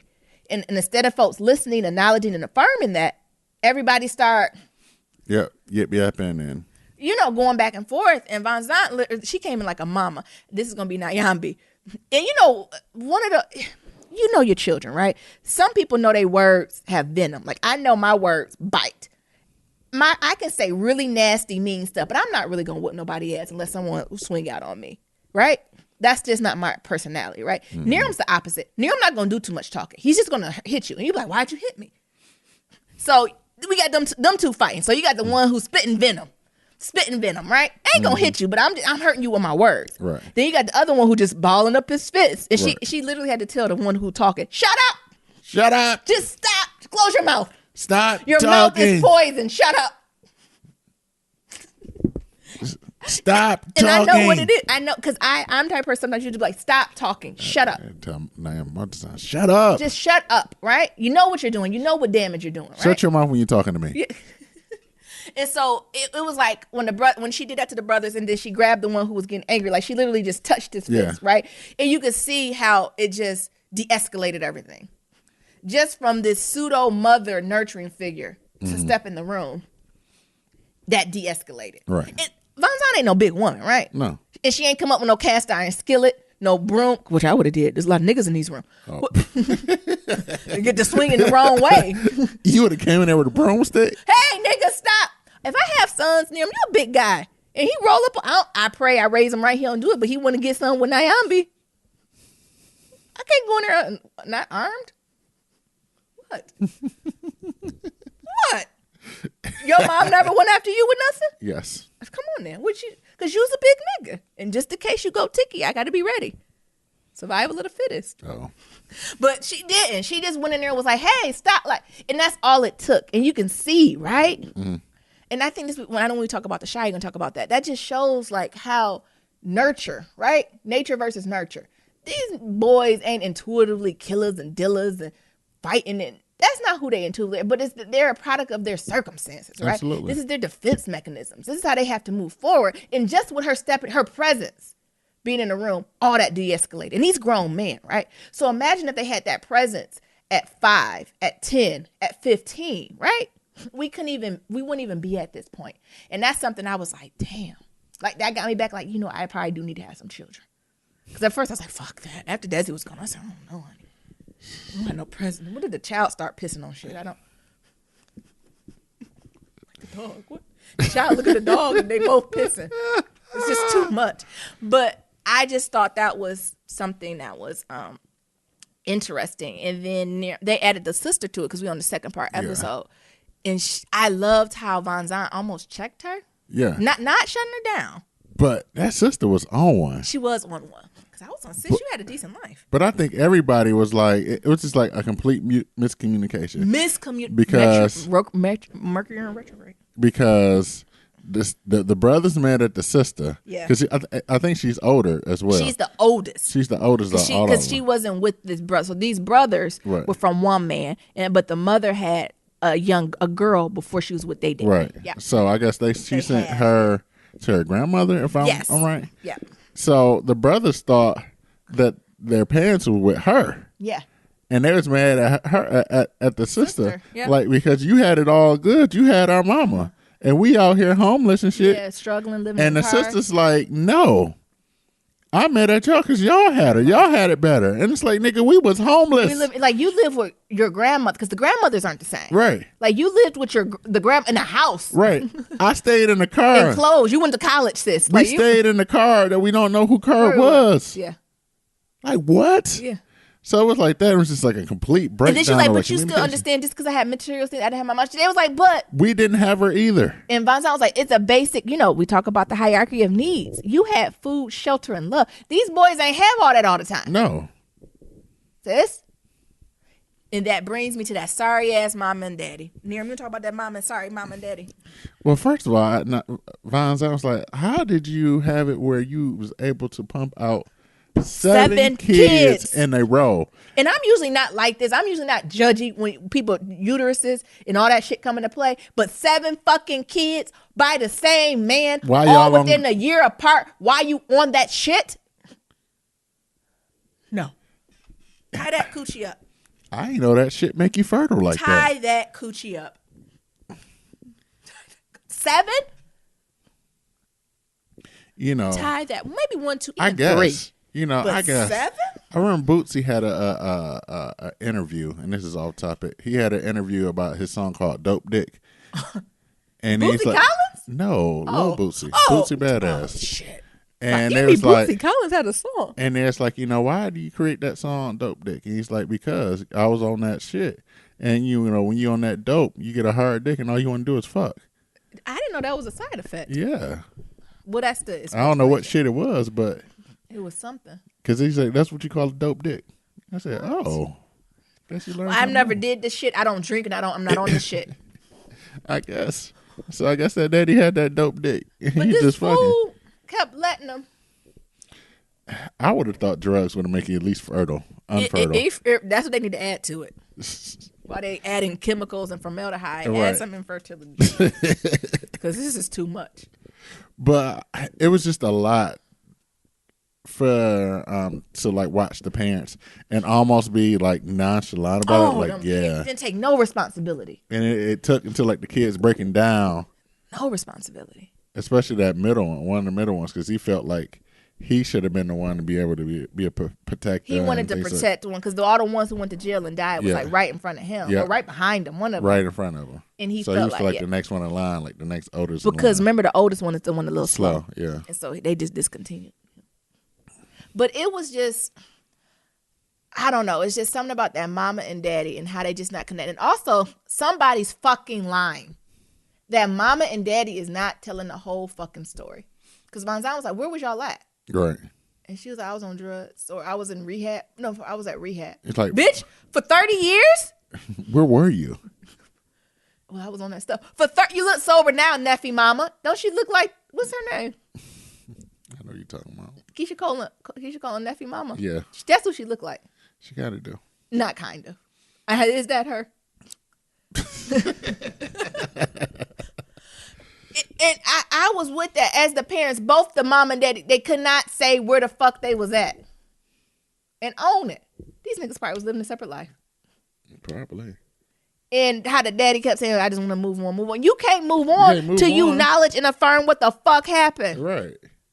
And he said, how do I move on? You got to ask them. You got to ask these boys. It was just, I don't know. It was crazy. And also what I want to touch about, like some things that came out, is how we remember the past is different, right? So even between the parents and the different kids, all their viewpoints and stories of the same event was so different. All their perspectives. Right? And it almost was like, what happened, right? Mm-hmm. What you thought about that? You know, I mean, that idea of perception is reality. Well, it is like everybody has their own truth. It's almost like, well, what went down? Like, what did go down? Yeah. And the thing is, like, I forgot. It's almost like a game of telephone. Yes. Yeah. Like you tell something and it gets back around and it completely changed. Yeah. And I feel like that's happening to these brothers. Like, not the game, but the point of, like, all of them was living through their different things. Trauma. And all of them had different perspectives. Mm-hmm. Of, like, the same event. Even their perspective on how their brother died. I was like, that ain't the same story. Mm-mm. He just went to the store and friendly fire got shot. Okay, That was one story. He was into some shit. That was one story. The older slow brother was into some shit. He was protecting him. I'm like, well, which one is it? Which story is it? And then they asking the slow one, and he's stuttering. They asking him, and they say, cutting him off. They cutting him off. Like I just did here. Yeah, they be cutting him off. But like, you know, cut me off. Where I was about to cry. Where? Speaking of the slow brother, when Von Zant called them out to say, he is your elder. He is the oldest brother here. And y'all need to respect him as such, right? Mm-hmm. Of course, we can acknowledge that he has some mental, setbacks or, you know what I'm saying, mentally challenged, whatever we want to say. But there is still a respect there that you have to have because he's your oldest brother. And you all as a family need to work within these constructs to respect him. Because as of now, you all are treating him like he's invisible. Mm. And as the oldest brother, you're supposed to be the lead. You're invisible, but I'm about to get to the tear part. Von Zant, stop the brother. I got to get his real name. I'm sorry to keep calling him the slow brother. Ask the slow brother, do you feel as if you're invisible or looked over and you don't matter? He said, yes. I said, oh, Jesus. I knew the tears was coming to me. He said, yes. And then she said, do you know that you're mentally challenged or different? Yes. Tears is building. Has anyone ever talked to you or explained to you what your mental disability or setback or challenge or difference is? No. Jesus. Oh my God. Could you imagine? Mm-hmm. This man is in his 30s. And all he knows is that other people are telling him that he's a little slow, not rap tight, all this stuff. But what does that mean? No, I'm about to cry now. No one has ever sat down with him and told him this alleged, supposed limitations. Because we don't even know. No. We truly don't know. That's heartbreaking. Imagine that trauma of living your whole life and not being able to fully articulate what's going on with you and just going off the words of all these other people. And when you in a situation, and in his head, he might think he know what he's talking about, but that's being second guessed because everyone's telling you slow, you don't know what you're doing. Could you imagine the trauma on top of being the oldest of 7, on top of losing the brother to 75 years in jail, on top of losing the brother to murder, on top of being separated from your family, on top of, and what she said is he's the oldest boy.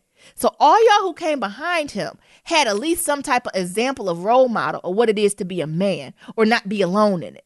But the oldest one, the one who's slow, had no example. Had to do it because the daddy was gone. No example. So not only does he have this mental disability or this mental difference, on top of that, he had to create a framework on what it was to be a man because he had no one in front of him to show him. Oh, heartbreaking. That took me out the game. Did it take you out the game? Oh, it hurt me. Could you imagine being trapped? That is trapped. Yeah. I felt for him. Woo! I felt for him. Woo! Oh, that's heavy. And if we're talking about mental illness or mental disability, right? Because that's two different things. Mm-hmm. Mental illness and mental disabilities are two different things. So we're talking about disability in the Black community on how, I know they had the foster stuff, but okay, we got the foster that stuff. Right. You in the governmental center. No one took him to a fucking doctor to get a proper diagnosis? No. Even if you had the resources to, treat it, we can't even get a proper diagnosis. Oh my God. You got to think about where it was at, baby. It's the 80s. Jesus. There's a lot of slow boys that I knew growing up. We just thought they were slow, and we played with them just like no other. And we didn't know what the fuck he had. Oh my God. If he had anything. Yeah. Because it could be autism. I don't know what it is, right? Yeah. But something about that just hurt me to my core. Mm-hmm.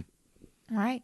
And then the last thing that Von Zahn talked about is this idea, and I want to ask you, Nira, maybe our listeners, that men tend to reevaluate their shit around 33 to 35. So they godly age. The godly age is 33. Oh. I know I didn't celebrate my 30th birthday, but 33, that's my God year. And I am going to do something big there. But what do you think about that? Because she kept saying, like, all y'all are either there, right at the precipice of this. It's basically this crossroad as a man, where you look back at your life and saying, all right, I'm on the right track. I'm about to progress to do forward. I'm on some fuck shit. I'm going to continue to fuck shit, or I'm on some fuck shit. It's time for me to make a change. Do you feel that as a man, or is that feels fucking late? I feel like I hit that at like 25 as a woman. I feel like I had that different stages. So I had like a mini one at 25. Yeah. Then I had another one. I was like 30-ish.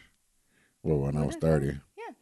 And then, I guess, you're going to have another one around that 30, 35-ish. Because you're like, I'm pushing 40. Life is moving. Look. Life is not waiting on no one. I'm pushing 40. And the dumb shit I used to do, I can't do no more because I fuck around and be arrested. Be in jail. I'm thinking of things like vitamins. Shot. Fuck around and be shot. Come on. I thought that was interesting. But it is, though. I think it's really true. It's something about, like, having to reevaluate yourself at these years. And I think... And how do you do it, right? You're right. Like, is that a conversation you have with your parents? Or is that with your peers? I think it's just something you have, like, introspectively. Really? I don't know, because, I got the support of Nia. We talk like damn near every day, so... Ooh, they be so much that I just talk through them. I'm like, oh, so what's going on? I said, okay, all good. To the point sometimes I talk to Nia, I'm like, yeah, I know. I said, why do I know this already? I said, oh, because Nia told me. I said, why do I already know what Nia about to say? What? Or like I'll be talking to Nia and Nia be like, yeah, I know. I'm like, how you know? Oh, you talk to Nero. So, I'll have the support of my brother to help me with that introspectiveness. And being a black man, I can only imagine what the layers of that is. But it is crazy to like do that. You have to do that. And I think it start off, you don't have the support. It start off as like introspective type of thing. But if you have like your homeboys and things of that sort, especially when you got like an older homeboy, you can kind of. Is a role of a father or a mother? Like, because I think to my parents, my father and my mother haven't been like, yeah, bitch, once you get 35, it's going to be a rough one. My parents really haven't gave any of that. Like, my parents, believe it or not, they're a little hippie-ish. They don't acknowledge it, but they're a little like, good luck. We'll support you. You always have a warm place to lay Call and some us food if you to need eat. some money. But this is your life. Good luck. And I would say, like, my mom is the same way because, my mom's 72. So, but I feel like, am I going to be one of parents that be like, child, 25 was an interesting one. And I think I almost want to write letters to my children, like as I'm at that age, like I almost want to write letters, like for birthdays to be like, this is what my thinking was at my birthday. Take it. I think. Take it. But I also think, like, that's the time that we was born in. Yeah. Like, what they call us, X-millennials or something like that. Yeah, they don't. We on the like, so we in the border of like being Generation X and millennials. Yeah. And I think that is something to say about that. That the generation that you was born in, you're gonna have a different outlook on life. Yeah, because as a parent, I'm like, Niram hasn't agreed to have children with me, but if we get to that point, I feel like I want to be so much more like conversational. Like, not that I can go to my parents, talk about anything, but I think sometimes I have to go to them. Yeah. And they're open to it compared to I want to be the parent to be like, guess what, sis? Mommy would like to have a talk. And that's the thing. Because like, I want that, like, you don't got to come to me. That's what I'm saying. I even think about this. Like, both your parents worked their ass off. My mom. Especially when I was younger. Like two jobs. Worked her ass off. So, like, even having the ability to like be there, the privilege, right? And like have Sunday dinner or like everyday dinner with them Yeah. and have these Both conversations parents, and having both parents there. Because one had to work one shift and the other, so because they couldn't afford no babysitting because of me. Right. You got to do them opposite shifts. Come on. And my ass was just in the house at 10. Oh, talking about don't open a few hours. Not as long as you. Talking about don't open the door for nobody. Jesus. I mean, we all have done it. We've all come home and had to be home alone for a little bit. Yeah. But I think that's something that I want to instill or be a norm, a family norm for us. What? Conversation? Yeah. In hard conversations. Yeah. Like, and I want to start hard conversations early. Like, I want to be clear. Like, I'm not going to talk to my parents about everything, but it's definitely, especially as I'm older, if something's going on that they don't like that I'm doing, it's got to be something crazy for them to be like, hey, this is not cool, right? Yeah. But some stuff that they could have been put, they're not going to do that. But me as a parent, I'm like, hey, I'm not, I love you, but But I also think about like the certain shit I've done. Yeah. Like by not having that supervision there. You know, I had the old lady next door that would tell my mama everything when I left the house and shit like that. When somebody sneak over. Yeah, somebody sneak over and shit like that. Nero got them girls over there again. And see it while you standing right in front of her. God damn, old snitching ass lady. No joy. Shit. She was grooming you for no joy. Exactly. But I even think about that, like the times where you supposed to be doing homework or, you know, studying shit like that. Like, I ain't do none of that. Just rambling. I just Remember, did what the that's fuck not ever. rambling. Yeah. I just did the fuck ever. You got homework? Nope. Go to parent teacher conference. Oh, I remember the first time my mom only went to parent teacher conference once. Yeah. And it's like, you know, I think I got like a C in the class. So, you know, why Niram got to see it, whatever. Well, Niram don't do his homework. Huh. Niram, I thought you ain't had no homework. And she old school. So Right. She fell for that. Yeah. Almost hit me in the fucking face. I know she did. Well, my parents was good at like school. I told you I had this thing where in middle school I was a okay student. And then I went to like a white high school. And then a white colonizer was just too much for me. And I just went on 10. Like it was nothing my parents could tell me about my schoolwork. Like I was one of those. Like I was an overcompensator. You know, as I'm getting older, I'm trying to unpack what that overcompensation was for. But, you know, I think they got lucky on that one. I overcompensated. Like an A wasn't good enough. I went the highest grade in the fucking class. Oh. To beat these colonizers. Oh. Yeah. I know, I'm unpacking shit. I'm sorry. But to get back on the topic. Yeah. But I really think like for our generation, that's something that we'll probably have the privilege. Hopefully we'll have the privilege. I wonder what it's going to look like and if our kids going to hate us. As we're going to get into the, what is it? The shy finale next. I see our child being J Papa. But do you have anything about Von Sound? When part 3 comes on, we'll wrap it up. But it just touched me. This one touched me. Yeah, I feel for them brothers because they want to do right. They want to do it right, and they want to. They want this brotherly be successful and bond and have the bond, and they want it. You can see it. You can see they love. You could see they love each other. You can see they wholly love each other, but it's a lot. I forgot. I think I was listening to the Scorpion show, and Mikhail was like, "Just throw the family away and start over." I said, "Not the whole family." And put them in rice. Just throw them out and start it over and reverse. Because you ever just see folks who want it so bad. Yeah. I hope she keep in touch with them. Like they're a family that I'm like, yeah, they want to make this work. I don't know. I hope she keeps. It just makes me continues to work with them. It makes me get introspective about my situation. What would your fictional life be? That need to be one of the questions. Yeah, because like you know, you think about it. My mother's 70. Yeah. You know, my sister is the same age as your mom, so 50-ish. Yeah. You know, I have a brother who committed suicide when I was 10. Yeah. You know, my daddy stepped out, and you know, he got other kids, and you know, he was also previously married, so there's other kids and that. And then you know, then you with Nyambi. And I went Nyambi. Shut up. But also, like you know, one of my sisters on my daddy's side got like shot 7 times. Yeah, when you told me that, you was like, she got shot. I said, what? I said, that's not. It's a lot. Like that's heavy. Are you okay? Like he was like, yeah. I was I just repressed all my emotions. You hear me? I'm not. Nyambi gave me a hug. Yeah, I said, I'm not okay. Like your sister got shot 7 times. Yeah. Like, yeah, and she had to hide herself on a dead body. Jesus, Nero is too much. You want a hug? I almost cried. I don't understand. I'm a bit softy. And you want a hug? No, thank you. And I think I hugged myself. It's too much. But you know, even that type of stuff, it's trying to figure out like how what would be my fix my life and how I can be introspective with and could you do my it as relationships eloquently and as open and transparent as they did? Because that's it, right? And that's the thing. Like, I don't know if I could. And it's just some portions of that I won't be able to have because, my father had multiple strokes. Yeah. So, he's like a vegetable in his own body. Jesus! Oh, my God. I would holler at yours. I would holler. Yeah. Right? Mm-hmm. Because he can hear and all this stuff. So he's able to hear all these things, process all these things that people are telling him, and he can't articulate. Oh. Nope. Jesus. That's heartbreaking, too. Right? Yeah. Or even if you think about, and then we can move on from this. Look, we processing our own shit. He know what he did. He know why he did it. And he know the ramifications of that. And by him being in the state he is, he has nothing but time, space, and opportunity to what? Think about that. Ruminate. Jesus.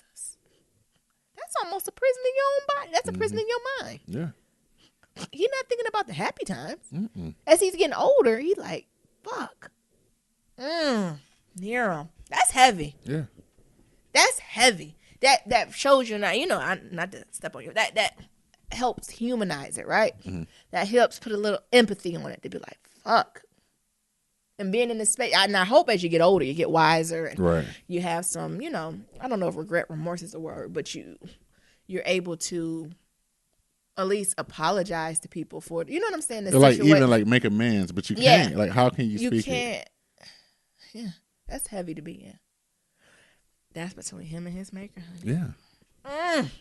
I don't know what fits my life would be. And I, sometimes I even think about that, like going through that and like seeing the dudes, talk to his pops and things of that sort. Yeah. And like not being able to do that. No. I mean, he can listen. He can listen, but yes and no's maybe, but to actually have the conversation, like to say, I failed you. I fucked up. Yeah, I fucked up. Yeah. That can't never happen. No. You okay, here? We can take a break. No, we can take. I'll just repress these emotions too. No, you don't gotta repress them, but it's real shit, and we gotta talk about it in the community. I don't know what my fits my life would be. My family, we got shit, but I don't know if it's the shit like that. Everybody's able, but I already know what it would be. It wouldn't even be me. It would be my mom or sister. Oh, Jesus! Ma, if you listening, make that amends. I know she listening. She gonna get mad and call me. She surely. I'm gonna write into Bonza. The thing is, I don't think my mom would participate. She'd be like, no, fuck that. And it'd just be me and Bonza. Actually, I think my aunt would do it though. I think my aunt would be on the couch with me, and I'll be there as a representation of my mom, and all you see is my mom walking out the door. Like that one family. When that girl found out that wasn't her mama, and they brought in another girl like the next day. Yeah, it's like I didn't find out. I said, what do you have for her? Yeah, what information would you like to give her? Yeah, same thing. And my mom just be out the door. So I don't know, but it's healing. Healing is required, and understanding perceptions of reality. All that plays into it. Next, the Shy finale. It was Lena. You did that, sis. It was finessed beautifully. A lot of shit happened. Ain't nobody shoot 'em up, bang, bang, or nothing. But it was just so, like, when it ended with me like, oh, man, what's going to happen next? Right. It was done so well. Before we even get to the recap, can we say I love, what's his name? Is it J Papa? J Papa. Is that his name on the show?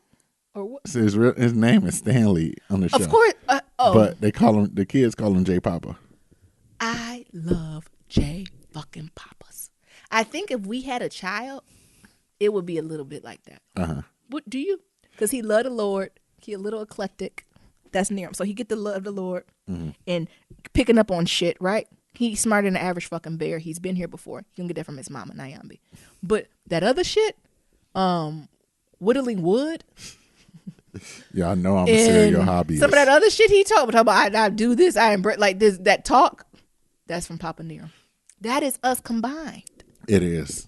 Even how you see how you do that code switch? Yeah.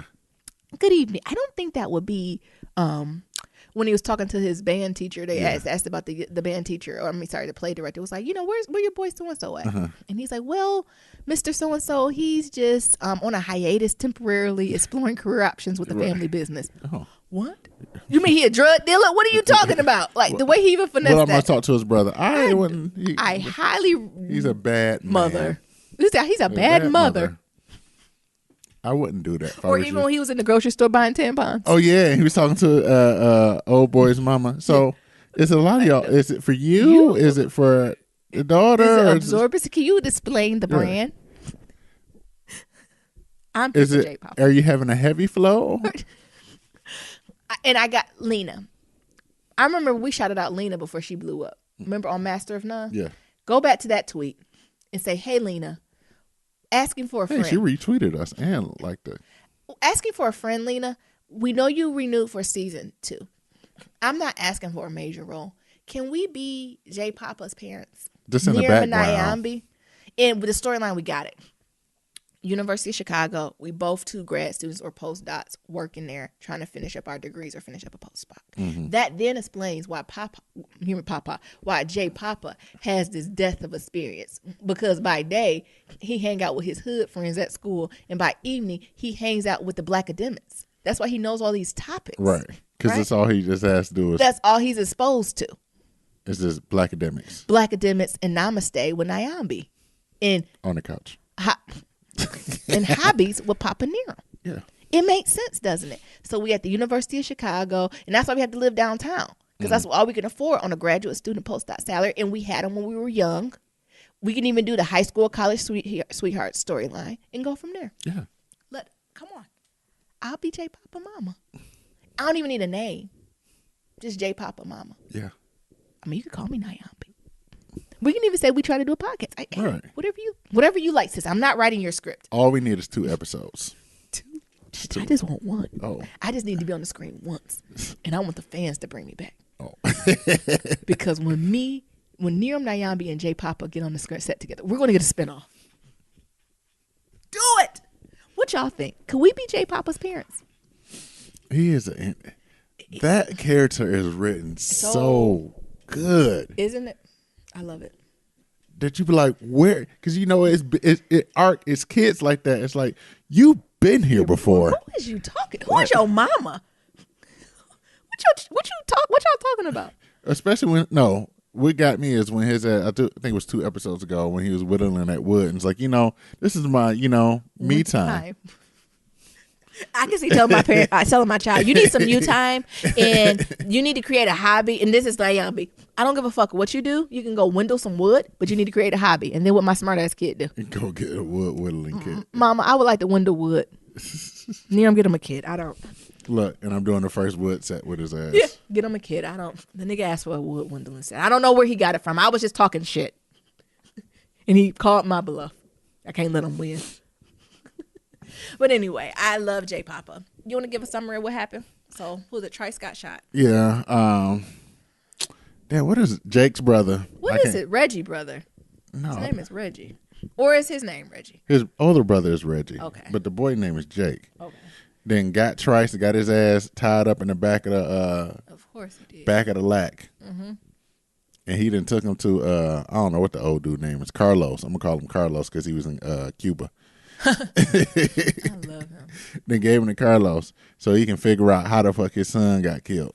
That's all he want to know. Yeah. How his son got killed. Yeah. And then Carlos had this knife. And he was like, if you be straight up with me, you won't get the knife. That's old And I was thinking, school. like, what this nigga gonna do? Just death by 1,000 cuts? That's old school because with a knife, you got to get close to kill somebody. Yes. That's personal. So, Tryson told him the truth. Yeah. And he told Reg, go ahead and do the damn thing. And what Reg do? He did the damn thing. And then Jake ass want to go see. Ooh. And then what Jake do? His ass and seen the dead body, and now he about to pass out, go blind and shit. Now he forever from all the changed. anxiety. Yep. Now he want to be a dope boy forever. Yeah. What else happened? That man turned himself in. Yeah, the one that killed Coogie. Actually, before we get to that, can we talk about this brother dynamic? So Reggie, the new kingpin. Mm-hmm. Jesus. And Reggie, crazy motherfucker. Reggie is crazy. Reggie is crazy, and that little brother. I think he know what's wrong, but he don't. And that's the thing. Have enough Reggie was a beta, yeah. but now he an alpha. He is pseudo alpha, honey. He ain't no real alpha. No. Go ahead, finish. No, because I was gonna say who the alpha is Carlos. He's still the alpha. Mm-hmm. Even if he go back to Cuba, he gonna be still pulling the strings through Reggie because Reggie's scared of him. Hell yeah. You know what I'm saying? But yeah, Reggie on some fuck shit, and his brother a beta too. Yeah. And it's just betas leading the betas. And like it reminds me of times growing up in the hood where you had that choice to like go with the dope boys. Soon as I killed that boy, I'm like, I'm done. I'm like, I don't want to do this. That was his time to get out. And then like after you killed that guy, it's like, so what you want to do? You want to go to McDonald's? Yeah. You want to go get some pizza or something? Jesus. Like, you just kill somebody. Yeah. That's how it be. Yeah, it was crazy. But like that guy turned himself in. Why he turned his? I mean, I guess he had to make his amends with his maker. But I thought if you made the amends with the family, right? Mm-hmm. He kind of gave him his blessing to live your life. He could, instead of turning himself in, he couldn't turn his life over to the Lord or to the community and did something for the community. I don't know if we need another black man in the system. I hear you, but he felt like by going through the system, he'd have his retribution. Allegedly. You done made amends with the people on the block. Mm-hmm. You know the person's family. Your next job is to make amends with the Lord and do the best. You should do nothing but good work. Right. The Lord's work till you die. Right? I get it. But he didn't. And then niggas gotta stop talking so fucking much to the police. Gonna get that young boy caught up in this. They asked him, did anybody see it? Yeah, so-and-so. That boy is 10. Shut the fuck up. And I hope that young boy don't. I hope that young boy mama run off at the mouth and be like, I shot him too. I'm sorry. Oh my God. Then they're gonna put that boy on trial. And then they're gonna look for Easy-E.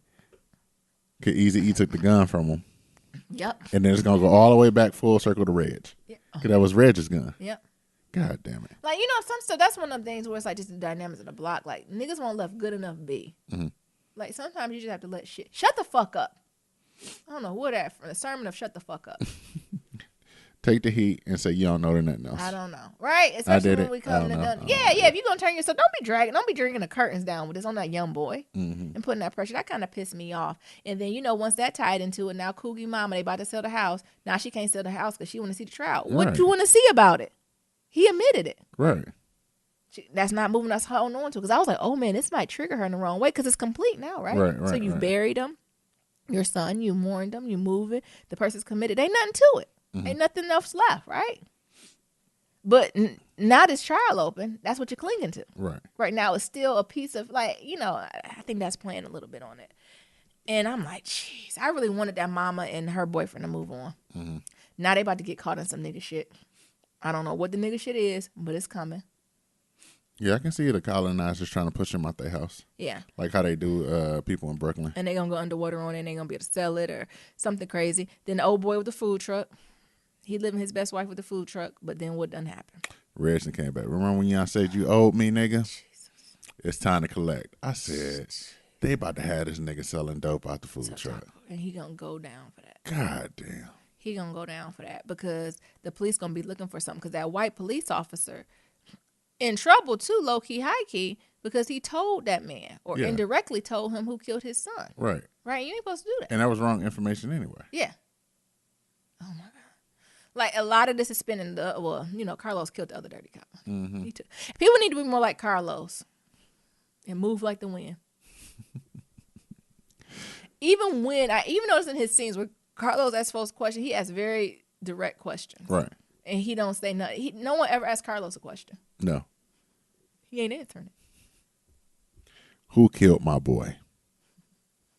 Period. Officer so-and-so said you killed my boy. So, did you?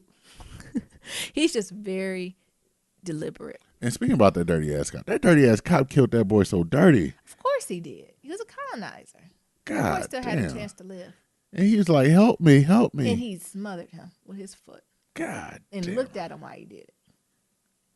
Didn't even give him the decency to shoot him quick, right? Put him on his measure. Jesus. And then the Wiz stage play. Again, I love Papa. I love J Papa. He Millie rocked that Munchkin. Millie rocked the shit out of that Munchkin. You better fucking Millie rock. That's how I'm his mom. You better Millie rock. You better be the best shit. Munchkin in the motherfucking play. You better be proud of who the fuck you are. What new? And then even who was a Reggie? Mm-hmm. Talk about, all right, big fuck. What did he say? You better fuck it up. You better fuck it up. Because it's that confidence, right? Yeah. It's something about having that high self-efficacy and confidence at such a young age. Mm-hmm. That's what's appealing about J Papa, right? He he might not be the cutest, the most athletic, or whatever, fit this stereotype of what you're supposed to be. But he would stand firm in his word and say what he mean and mean what he say. Right.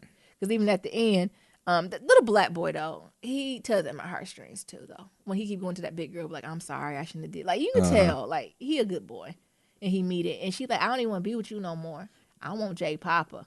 You got the moves. It did. He talked about, well, I can hook it up. He go to J Papa. He said, no, Satan. No, I can't do that, Satan. And ran the fuck out. So I just thought that was, cute. And it was a moment for them, the kids, to be kids, right? I think that's what I appreciated. I was just happy for kids to be able to be kids because they was living some hard-ass lives, right? Anything else about the Wiz, the stage play? Oh, at the end where, what's his name, Jake, came to see him to play, and they were rekindling their friendship a little bit. But the dark-skinned boy was like, niggas, you coming back to school? Right. What? Man, what Reggie? I'm sorry, what Jake said? No, man, I'm just gonna figure out what happened. Well, man, you get in trouble, don't fucking blame me. Well, fuck y'all then. And then here come J Papa. You tell what J Papa. Hey, I got something for you. He done windowed. This out of Rosewood. He done windowed across for him. Windowed, am I saying that right? Whittled a row across and said, keep that with you. And he said, so-and-so just care about you, man. Right. We worried about you. Be safe. And then he gonna put the other one. We did everything we could. It's in God's hands. I said, what? This boy. We cried and we prayed and we prayed and we cried. I thought he was gonna sing Donnie McKirkland, this stand. Even the theme of God, you see with all the kids. Even the little girl was like, it's just in God's hands. I thought maybe it is hope for the next generation. Because they saying just leave it to the Lord. And then you got Eminem's crying ass baby. Oh my God, Eminem crying ass baby. He was with this crazy bitch, picked her up, knowing he got a black eye. Again, he's a decent boy, so he's like, what the fuck going on? I can't leave my child with this. So he come through, just, a pop-up, because that's what you're supposed to do. Mm-hmm. And all he hear is cussing and futzing like cats and dogs. He tried to bust the front door. I said, you ain't going. In the hood, they had them padlocks, honey. It'd be double locked. No, you can't get to the front door. You got the doors locked like Olivia Pope. Yeah. And he hit his little shoulder. At first, I thought when you hit yourself so hard and you just start running? Yeah. That's what I thought he did. But he was put to the back door. Have you ever hit your toe? You just start take off running like the Holy Ghost? Like, that's what I thought he did. Because you just got to run because you can't sit in the pain. Mm-hmm. But then he busts down the back door. He come in and she whooping on his ass. Hell yeah. They like this. Yes. And they whooping on their ass so distracted. He done got the baby and got the fuck out of there. Right. And then they so caught up and they fighting that they like, bring the baby back. No, nigga. Because it's only a matter of time for you whoop on the baby. She was beating on that nigga ass. What, a plunger or a bat? It was a plunger. And both of them asses was whooped. Like, if I was on the jury, I'd be like, oh, all this cancels out because everyone's whooping ass. This is not, I don't know what this is. Right. Restraining order against both of y'all. Yeah, both of y'all can't be next. Like, you're toxic. You're both putting hands on each other. Right. And it looked like you like it. Because he walked in, you could tell he ain't know who to defend. Right. He's like, bro, is you okay? And him, get the fuck off me. And her, stay out my business. And then the guy on the ground talking about, shut the fuck up, nigga. And she kicked him and told him, don't talk to him like that. He said, I don't have time. I bet that makeup sex is lit, though. I bet it is. It's toxic. We talked about that type of love. That white hot love. That white hot love is good, but it burns you, right? It burns. So Emmett go ahead and get custody of that baby. Yeah, remember he said my mama leaving. Yeah, mama gotta live her life. Mm-hmm. She getting that job. She about to relocate. Yeah. And he do need to stand on his own. He need to stand on his own. But I think overall the theme I got was that nobody's bad. I always knew that. None of these people are bad, right? Mm-hmm. It's just really the cards they were dealt and the circumstances that they were put in, right? Right. Like, shit, you just think of how different would it be if folks were just in a different environment. You even think to them young boys. All three of them come from very different environments, and you see how they turned out, right? Right. From J Papa to the little brown boy to Jake, right? All of them kind of got the day-to-day, the similar, same neighborhood, same facility, but something that went on in that household was a little different for each of them, and that's what shaped them into who they are, right? So I think that just made me put my empathy on from the kids from the block, right? Yeah. Mm-hmm. What else we got? You want to briefly talk about Atlanta before we wrap it up? Yeah, what we got on ATL? That opening scene with that white woman who was offended by Paperboy's lyrics, which then backfires and turned into a viral marketing single. Wasn't it perfect? Because when it first came on, I was like, what the hell is this? It was crazy in language. I don't know what she said. And fuck a nigga up. And then I was like, when she was reading it, I was dead.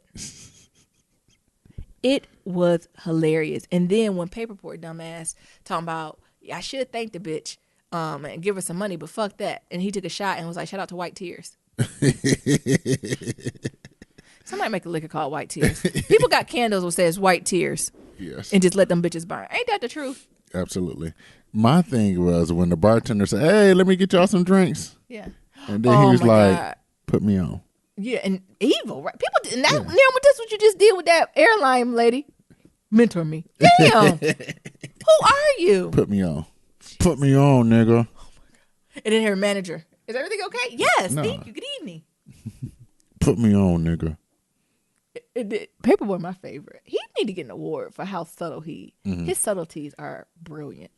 It's something about that. I was watching subtle with it, right?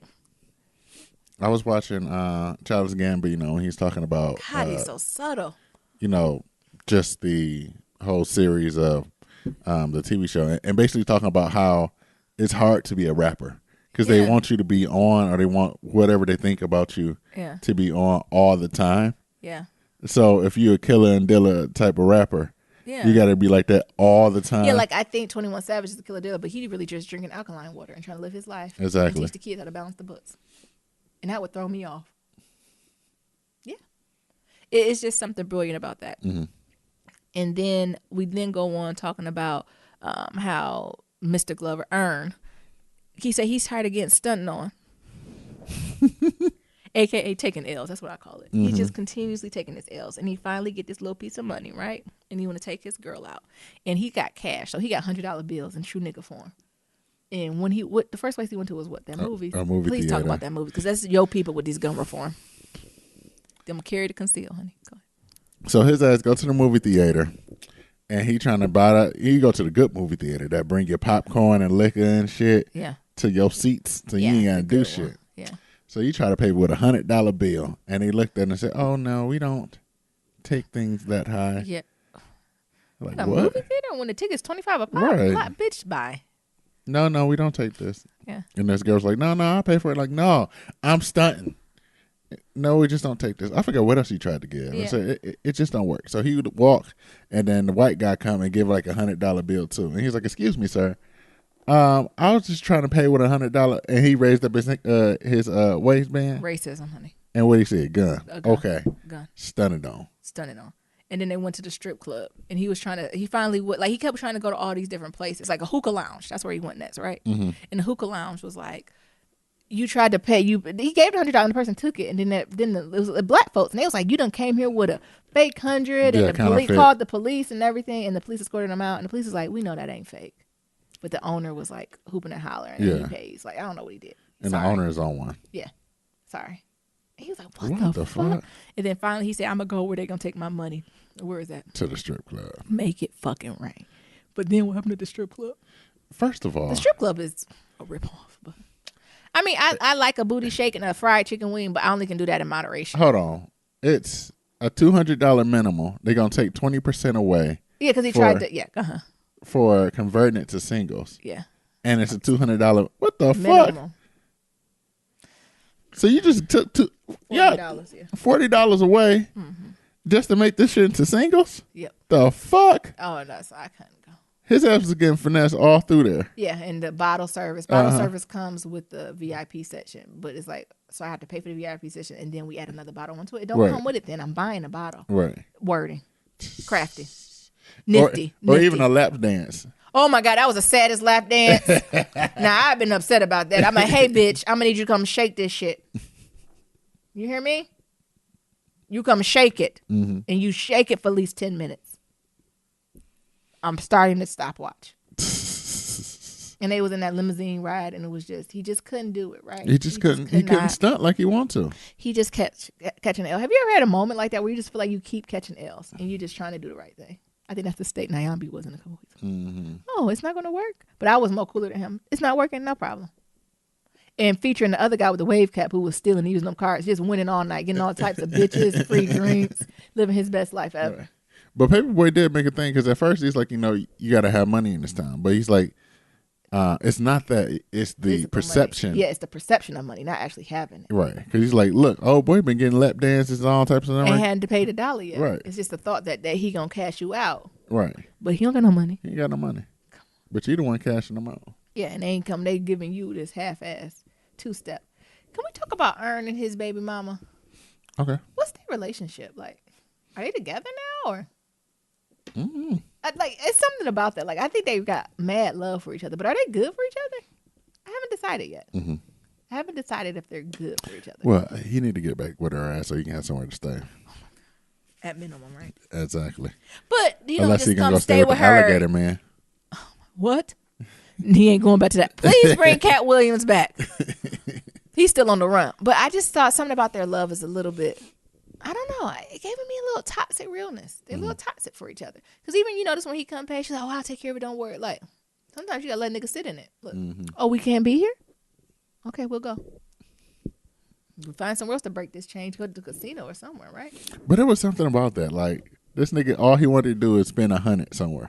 And no one would take it. And nobody would take it. Where was we at? I did that because of this episode. Nerum gave me, he was going to a store and I didn't have any cash on me. So I asked Nerum for some money to go get some frozen yogurt. This nigga gave me two $2 bills. I said, I'm not taking that in there. He said, it's money. It's money. I said, I'm not about to get earned. I'm not about to take a L. I'm not about to get embarrassed when they don't take these $2 bills. You better take these. Every week I go to the bank and I get about $20 to $40 in $2 bills. Do you ask or they just give it to you? I asked for them. Because the bank say they got about $2,000 worth. No, he said he got about $1,200 worth. And Nerum just goes. And they can't send them back to the reserve because you can only send them back in bunches of 2,000. And he's like, well, if you want fresh $2 bills, the 2018 ones, all you need is $2,000 and we'll order them for you. They be crisp. No. I said, I don't know if I need that every many week, $2 bills. Nerum comes and gives me these. Like, whenever I ask for cash or we working with cash, Nerum busts out these $2 bills. Shout out to Nia. He the one that got me on that shit. Why? Because at first Nia used to do it because when we go out to places like the dinner or whatever, and he like, I'm gonna leave a tip. And it'd be like Sacagawea coins and $2 bills. I can't stand this shit. Why can't y'all niggas just be normal? Them two niggas just hate to be normal. These two niggas hate the status quo. So, you know, I seen do it, and I got entertainment from it. And then one because day, all the service, because even in me, so I still got people who cashiers who will call me over for a $2 bill or a Sacagawea. I got a JFK half quarter, and the babies was like, "Is this real?" I said, "Yeah, it's real. You can take it." You sure? I said, "Go ahead." And I just get, you know. And then one time I went to the bank and the dude just gave me, he's like, you know, one thing somebody don't ever ask me for is $2 bills. I said, well, give me $10 worth. And then like me going to like go out throughout my day and like spending them. Oh my God. And seeing the looks on people's face. What they be saying? At first, you know how they be like first taking the money and like going against the light and shit. Like it's a $3 bill on it. I seen a person do like the marker to figure out if it's real or not. One person came to me and was like, you know, what are you trying to do here with this fake money? And it's like, what? Yeah. So I just get it from just the sheer. How did you check that person? I was like, I'm not sure if you know. Oh, I told her to get his fucking life and Google it. Yeah. I said, I don't know if you don't, you might not know. You know, then I got to get people's intelligence. I'm not sure if you're exposed to money, but $2 bill is a U.S. currency. Right. It's such a thing. You know me. Money at all. You must not be exposed to anything. You know, it made me wonder, like, if I ever got a ticket or something, go pay and all $2 bills just to piss him off. Yes. I seen a guy, I was watching something, and the guy had like $100,000 in like taxes or some bullshit like that. And his ass paid in all $1 bills.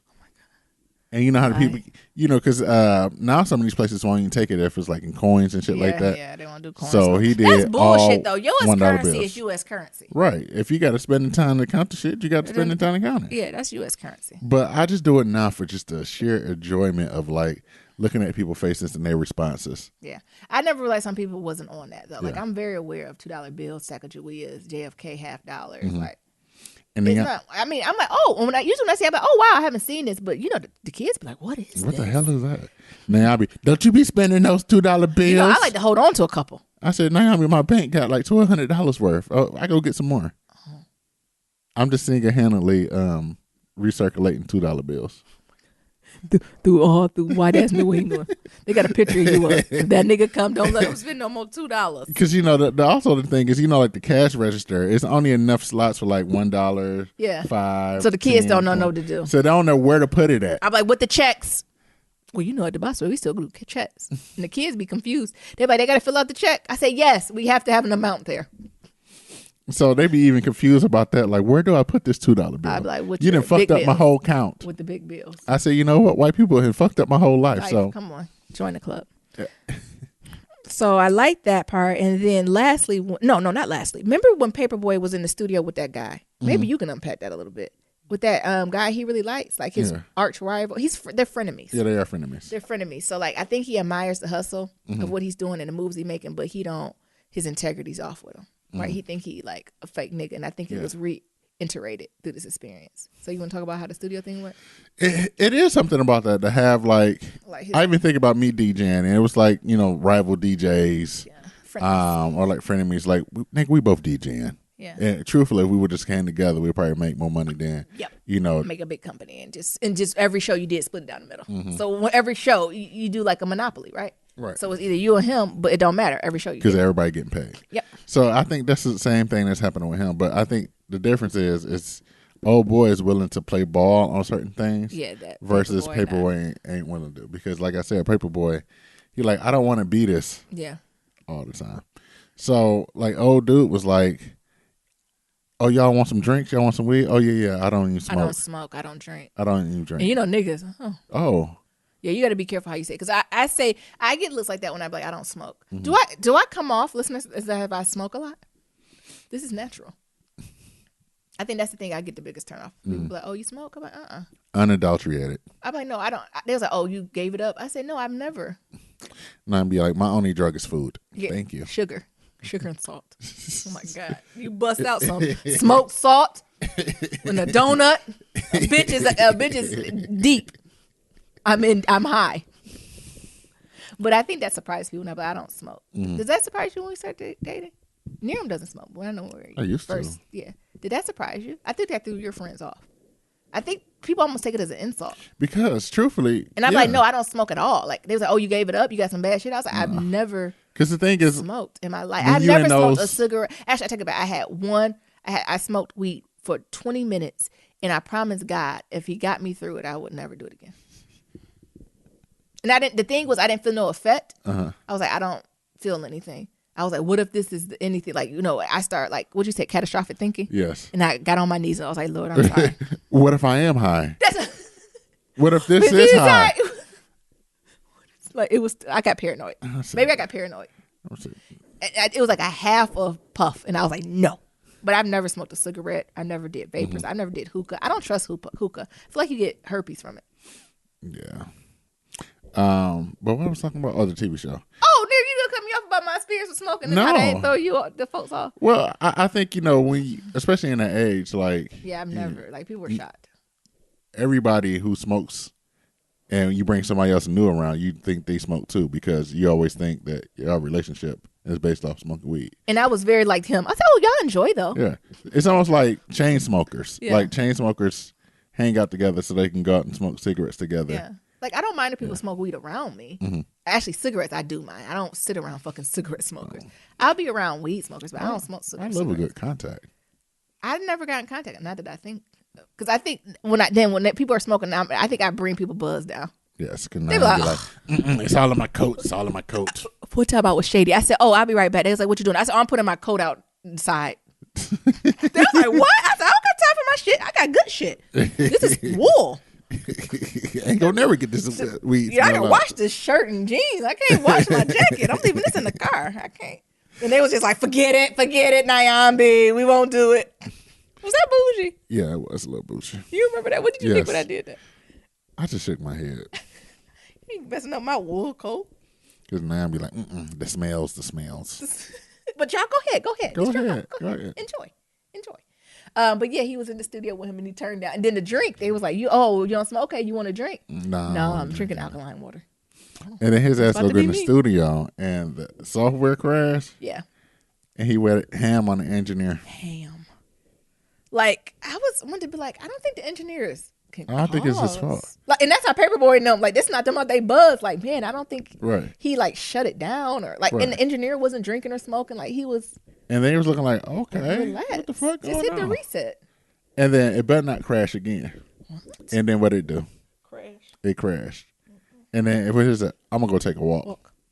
And then old boy Cousins was like, in the corner. Y'all should leave. And they said, oh. Because at first he's like, y'all playing, right? Yeah. No, y'all should leave. And they said, oh, okay. I'm pack up all my shit. And he said, well, let me get this Hennessy. Y'all don't drink.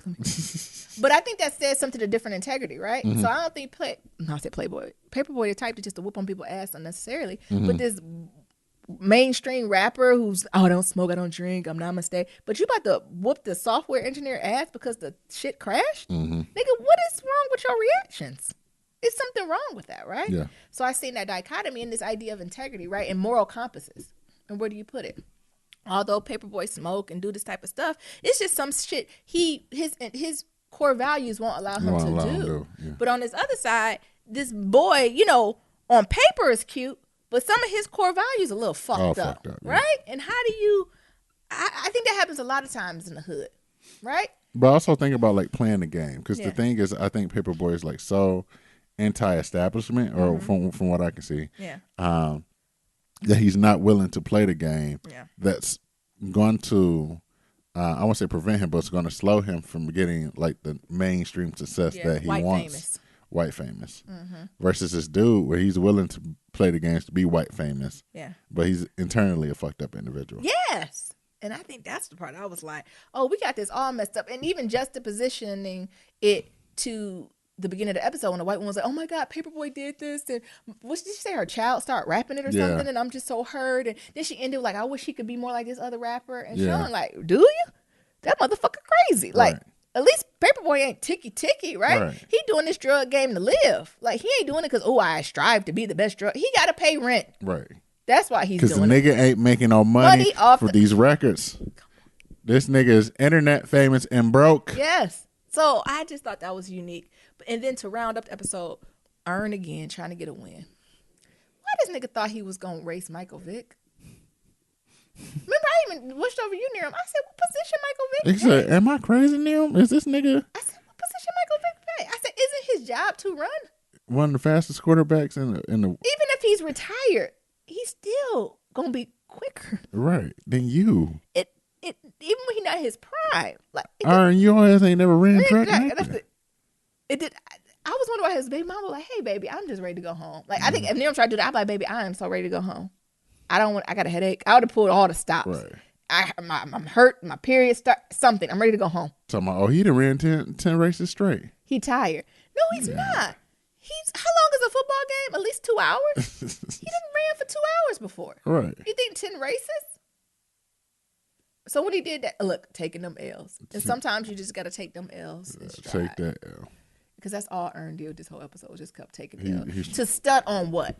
Maybe that's the other thing. These symbols. Right. Symbols of freedom and liberation, because he felt like he was so captive for all these years, right? That he just wanted to stun on somebody. When him and his girl should have just did their basic shit. Because what they were saying, they wanted to do like shit around the house. And, like, they should have did that because that's really what you wanted to do. Right. All this other extracurricular are symbols and things you think you're supposed to be doing. Right? I loved it. You got anything else about that, Nero? No. This was how long was this up? We talked 2 hours. Woo, we ain't gave y'all one of these in a while. Don't be expecting it all the time now.